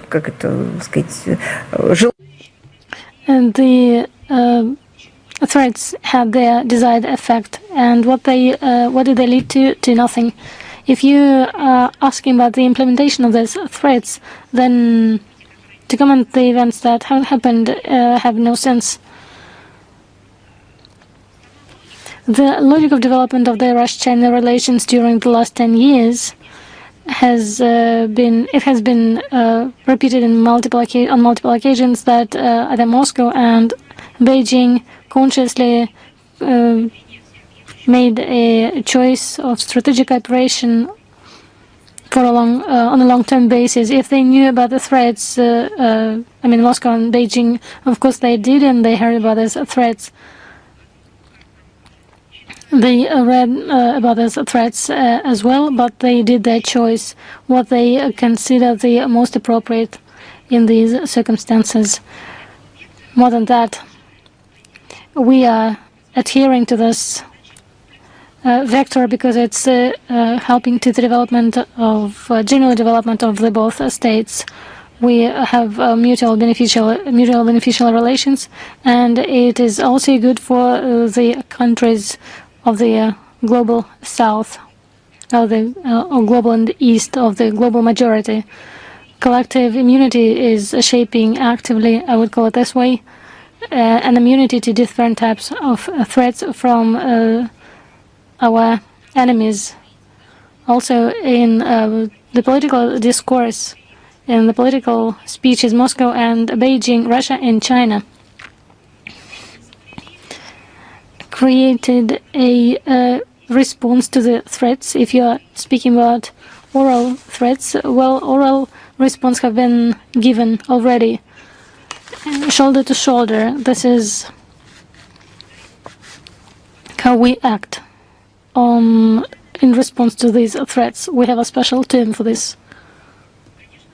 We coined a special term. We have to react to the external threats, take decisions, well-balanced decisions, and rely on the ideas of our sovereignty to develop culture, art, and other areas Trump can speak to himself and response.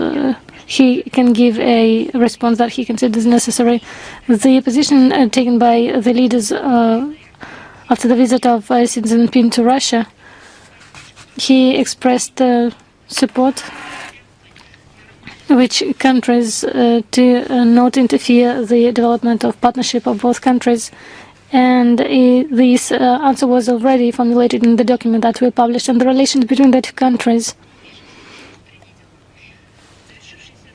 Avoid any possibility of interference in the internal affairs. Sergei Lavrov visited China and met with Xi Jinping, and it confirmed the closeness of the relations between Russia and China on the international arena, and readiness to use internal force of China and Russia, not only for the interests of our country, but also for the good of the entire humanity. Lenta.ru, are you with us? Yes, hello, Maria Vladimirovna, Lena Bilavarova, Lenta.ru. You have partially replied to our question, but we would like to focus on the following thing. The report for the baptism of Russia on the 15th of July. Zelensky said that this holiday is, I'm citing, a bridge that has 3 pillars, Ukrainians, where they exist now and they will be. What does Russia say on these words? You know, the pillars of this bridge, Zelensky broke them down. He killed and he's continuing to kill his own people. The comparison that he gave is clear, because we can clearly see who hit this fair bridge with these pillars. It was Zelensky himself and his regime, with the support of the Western countries and their allies. This is what I can say about this matter. Thank you very much. Thanks, Newsroom. Maria Vladimirovna, hello. News.ru, Mikhail Rosen. We have 2 questions, if you allow. Zelensky signed a law to suspend the Ottawa Convention for Ukraine on the human minds. What do you think about that? We already commented on that. I will just give you the links. We dwelled on this quite in detail. It was a decision, and this decision was taken. I already gave the comment. And partially, you touched upon the next issue. The head of the ministry, Sergei Lavrov, said that Moscow proposed a 3rd round of Ukraine, but there was no reaction. If there were any signals from the side of Kiev, and if the Ministry of Foreign Affairs of Russia is expecting anything, I haven't heard anything about the signals. Russia is ready to go to Turkey for the next round of negotiations, and we hope that Kiev will act in the spirit of the agreements reached, and the negotiation process will continue. Thank you very much. Shall we go on? Balt News. Yes, hello. Maria Vladimirovna, thank you very much for the possibility to ask a question. I have 2 questions. We know that Estonia allows itself provocative actions near the Russian border. In Sarema, not far from St. Petersburg, the training of firearms took place. The rockets were reaching the distance of 15 kilometers. If the Minister of Foreign Affairs is viewing this as the preparation to close the Baltic Sea for our country. Estonia, it's not the first year that Estonia is acting as an enemy to our country, together with other countries of the Baltic Sea. Tallinn is showing fake news and supports the increase of defense budget and contributes a lot in the construction of the Baltic line of defense. We consider the growing of the military potential of Estonia, including the increase of HIMARS rockets and conducting of training, as a wider and dangerous tendency of militarization of the Baltic region, which have considered as one of the most peaceful regions in the world. Now they are deploying regiments on the western flank. Deploy additional attack means military infrastructure and conduct training using different types of armament. And the NATO positioned Russia as a threat, as an enemy. Our country, unlike these crazy actions of Baltic countries, is not interested in the militaristic hysteria, but will consider the external threats in accordance with its own national interests. Maria Vladimirovna, thank you very much. The second question: organizers of annual marathon in Vilnius will not recognize the victory of the citizens of Russia and Belarus. What does Ministry of Foreign Affairs think about this? Well, what can we say about this? It can only be evaluated in one way. If the prizes on the international arena are given on the principle of the nationality, it shows that the country that introduces similar rules and supports them is infected with Nazism and racism. These are all characteristics of the Reich. Al-Maidin, hello. The United States, if the United States are threatening you, and what about the proposal of disarmament of the Lebanon group of Hezbollah? The Lebanon will belong to Syria. What does Russia think about this? Our position stays the same. We support the sovereignty and territorial integrity of Libya, of Lebanon. I'm sorry. We support the sovereignty and territorial integrity of Lebanon. As for the plans of the Americans, I think we should ask them.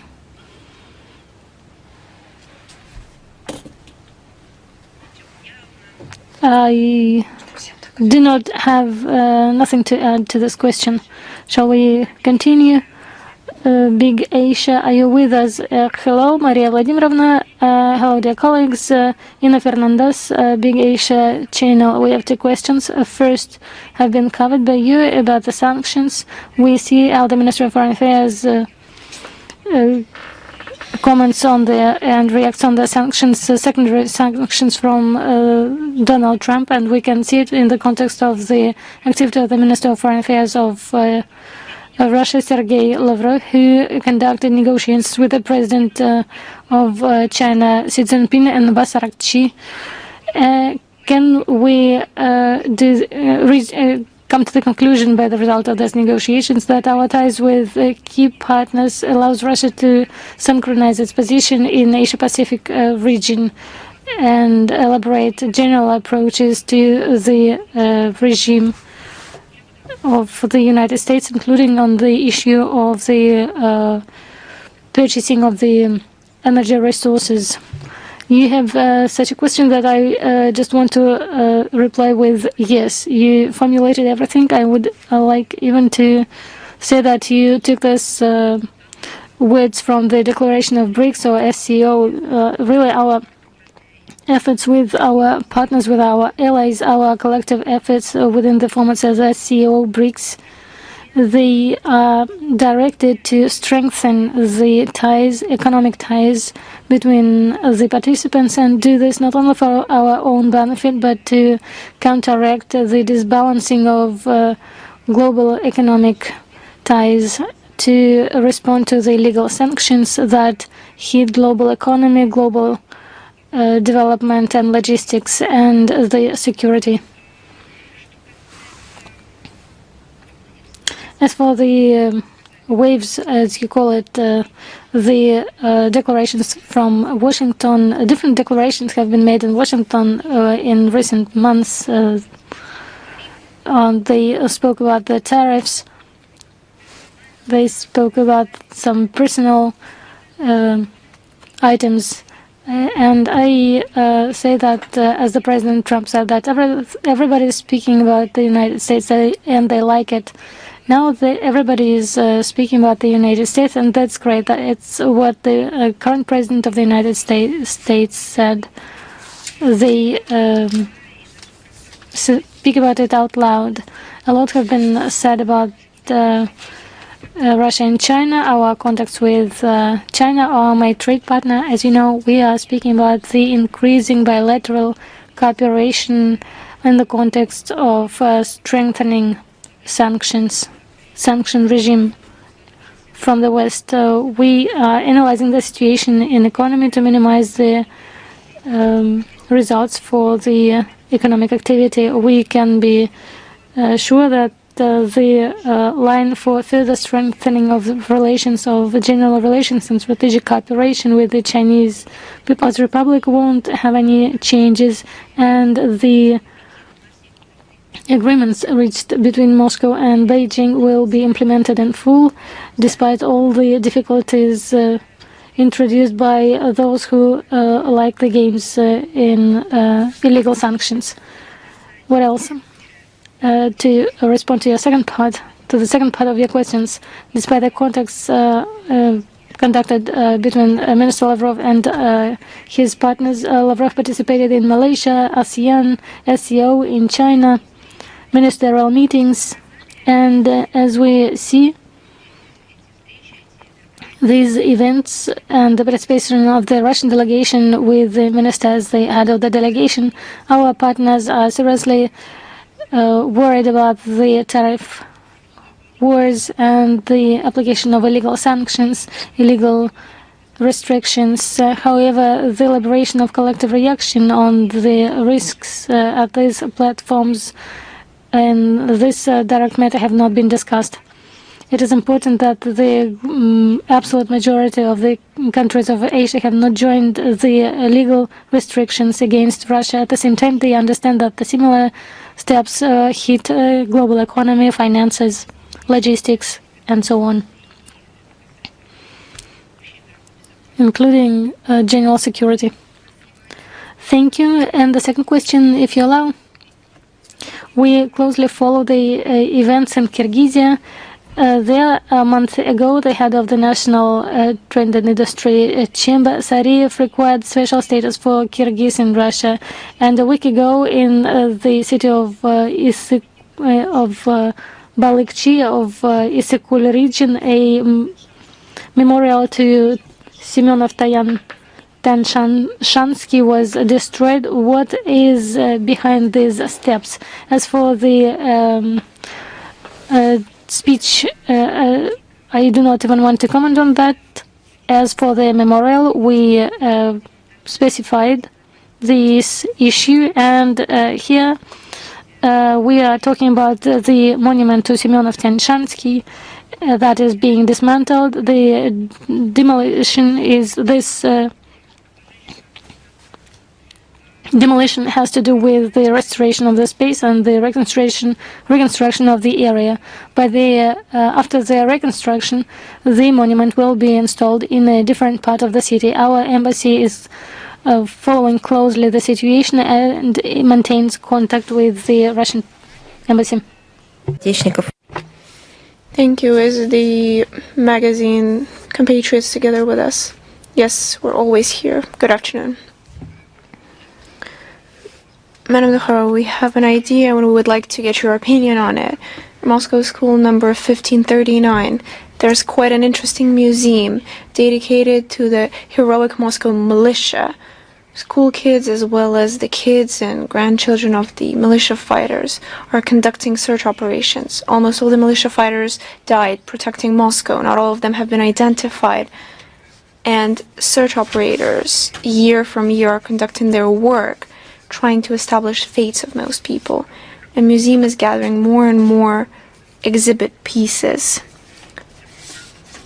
There are many of these pieces. And then there is a fighting hat with many holes, a German one.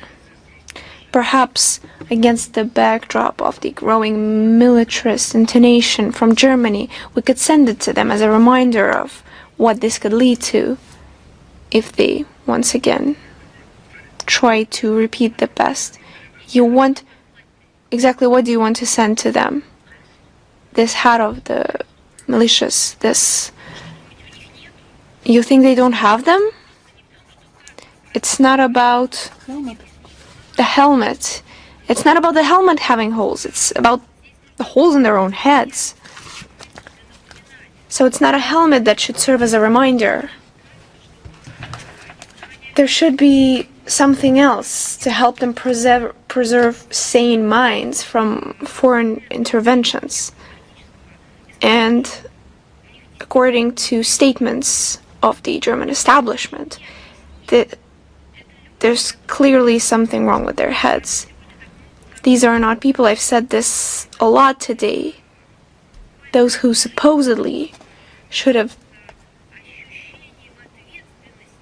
lived their lives with the feeling of responsibility for the fate of their country, with the specific purpose of not repeating the mistakes of the past.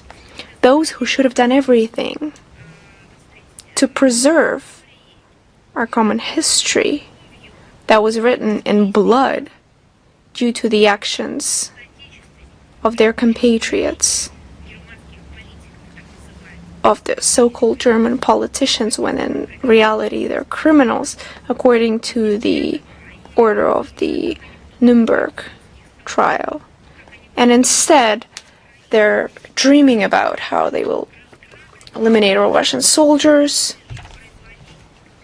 how they will rob the country to use more arms to impose the strategic defeat on us. And you talk about sending them helmets. No, actually, let's use our schools, our universities. Let's follow the honorary, beautiful task. Let's create museums. Let's know our own history, and let's do everything in our power so that their threats, their lies, because they will stop at nothing. Let's do everything so that they don't affect our own heads. That's what we need to do, which is exactly what we're trying to do. As for them, we will not be sending them anything.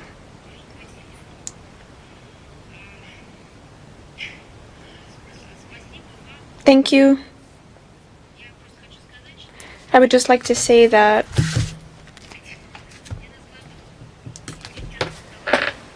one of the most recurring questions that I receive from people, from journalists, from the public, how do you find it in you to hold back against the aggressive rhetorics and statements, and unacceptable statements coming to our country? You know, sometimes you also start thinking, perhaps we should respond more firmly, but then time and time again you understand that in honor of our ancestors who've showcased extreme patience, who've tolerated and conquered, in honor of them, we will stay on the high level that they have set. We'll respond to lies and offenses with honorary behavior. We will protect our country the only way our heroes know how. Thank you very much. See you again. Wish you all the best.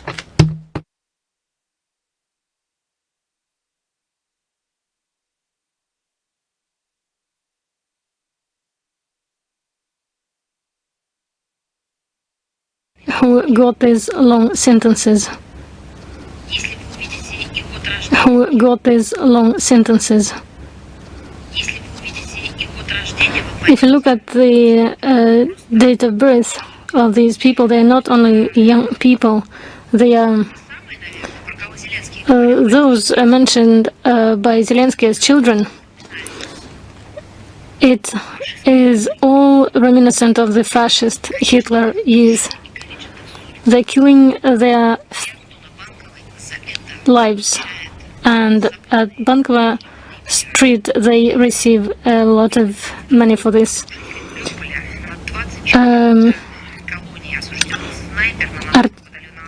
A sniper of the neo-Nazi battalion Azov was convicted for the murder in March 2022 of two residents of Mariupol for 24 years. The British mercenary Adam William was sentenced to 14 years of imprisonment in absentia. He was placed on the international wanted list.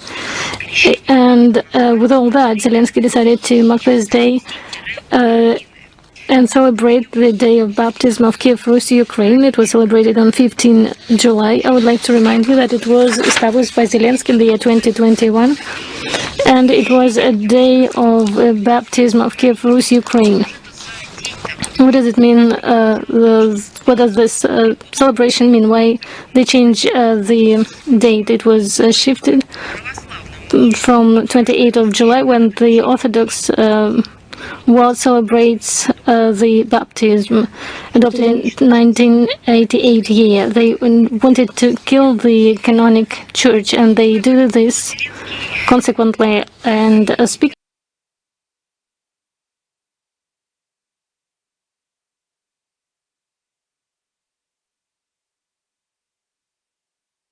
in 1988 year, they wanted to kill the canonic church, and they do this consequently. And speaking on this matter, Zelensky didn't mention at all why they call this Kiev, Rus, Ukraine, but he spoke a lot about the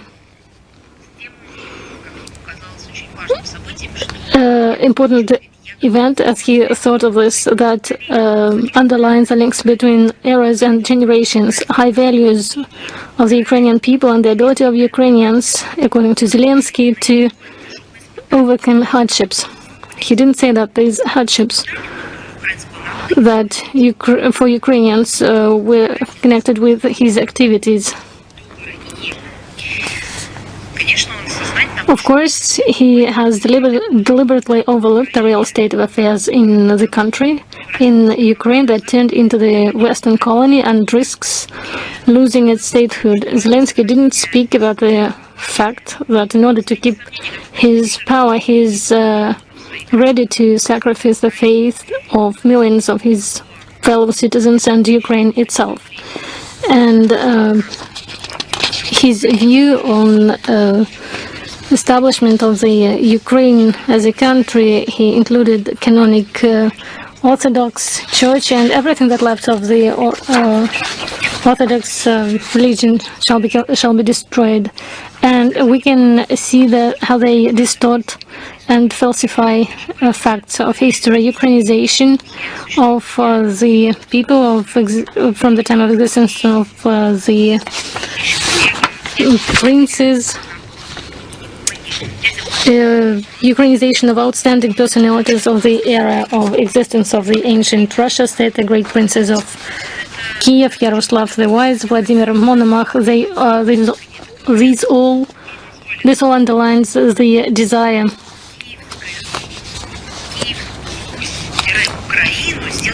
to create Kiev, Rus, and Ukraine, to turn it into the only heir of the Kiev, Rus. There is no doubt that all this story of Zelensky will fail, and no matter how hard they try on the Bankova Street to substitute facts of history with their own version, they won't be able to succeed. And it can be seen by the empty temples taken away from the Orthodox Church throughout Ukraine. They can take away the walls, but they cannot take away the soul of the people. They did everything possible to impose on believers their own idea of holiday dates and how it shall be celebrated, if at all. But they will never get the results they need. They demonstrate their force. They do everything by force. to deprive people of the freedom of conscience and statehood. We heard a lot that Ukraine is fighting for its sovereignty, and we need to help Ukraine with it in this week.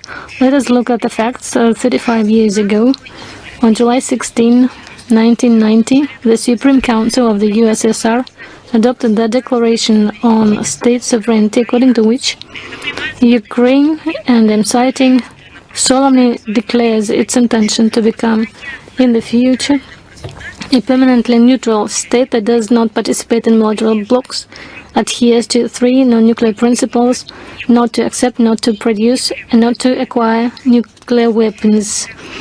It also proclaimed the equality of citizens of the Republic, including on the basis of their language.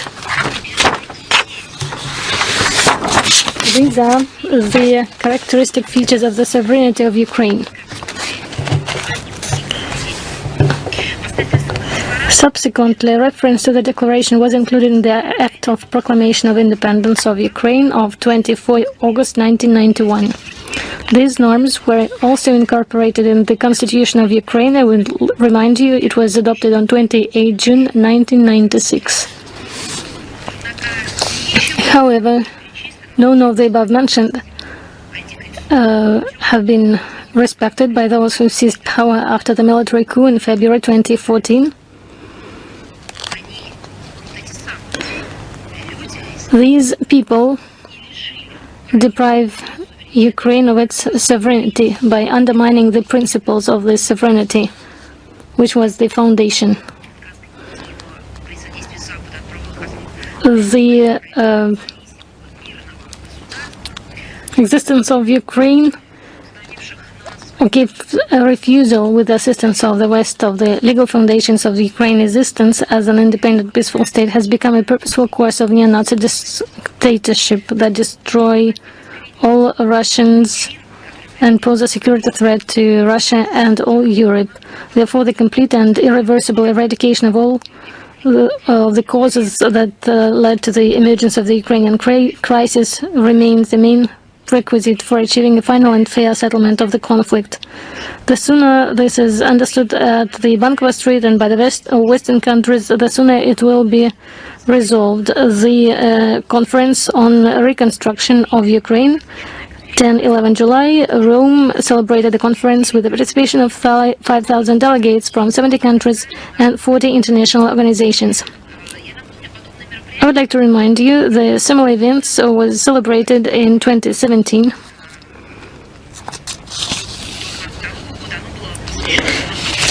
It was conducted from 2017 to 2022 on the issues of reformation of Ukraine, and for the 4th year the main attention is focused on military assistance to Kiev regime.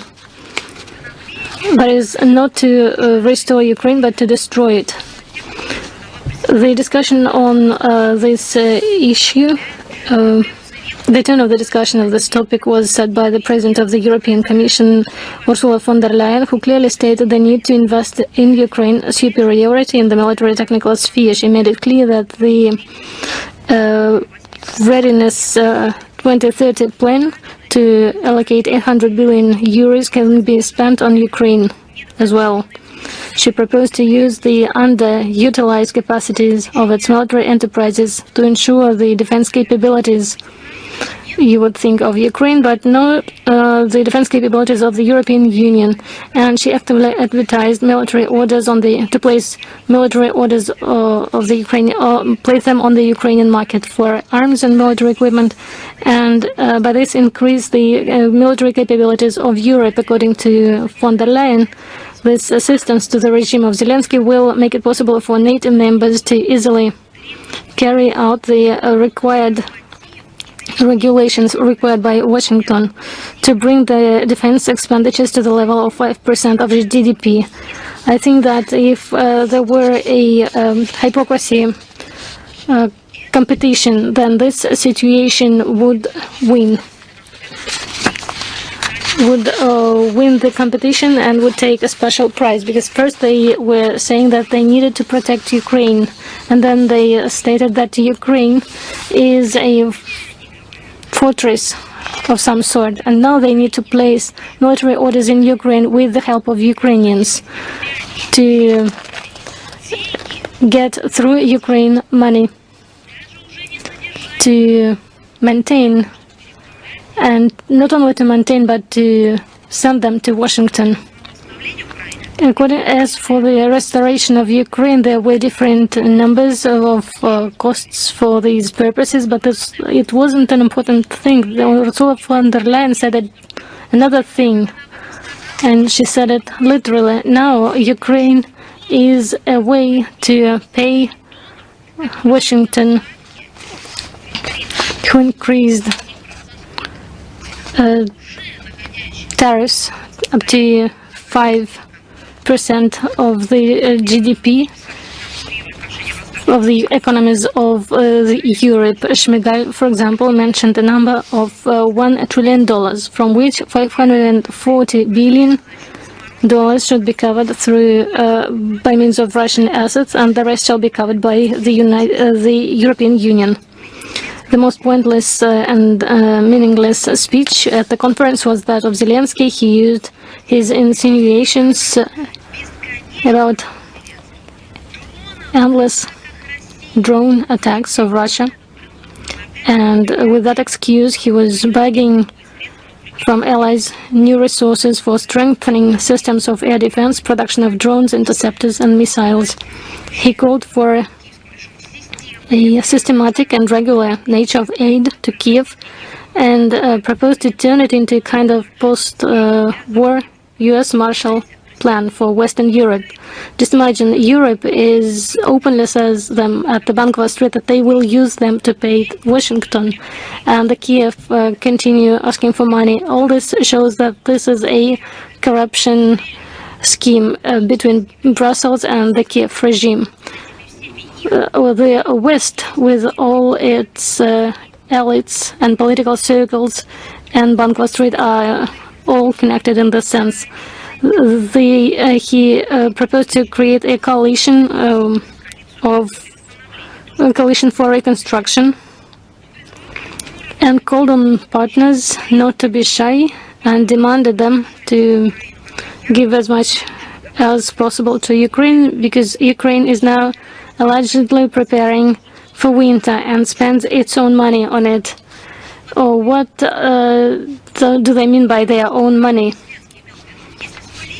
Maybe Zelensky thought of his personal money, because there we can find not only for preparation for winter, but for several continents. Money for several continents to be prepared for winter. His pleas were not heard, and Ursula von der Leyen said that what they can use is a fund for the reconstruction of Ukraine, with the initial capital of about 200 million euros. The total amount of investments announced during the conference did not exceed 10 billion euros, because this is for the reconstruction. They spent a lot of billions for killing of people, not for reconstruction. For comparison, in 2024 in Berlin, it was possible to collect promises for 16 billion euros. A year earlier in London, 60 billion euros were announced. This is a sort of affair of untrue promises that they had in Rome. The result could not be different, because everybody understands that they are invited to contribute in their territory in Ukraine, which has rampant corruption and lawlessness.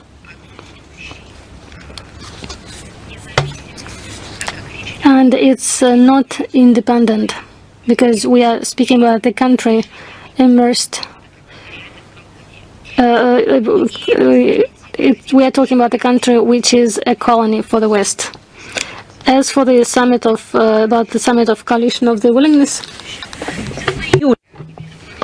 On July 10th this year, the sixth summit of the Coalition of the Willing, with the participation of representatives of 32 states and international organizations, took place in a hybrid format. And its main inspirator was the British Prime Minister Keir Starmer and the French President Emmanuel Macron, who held the discussion at the joint headquarters of the British Armed Forces Command in Northwood.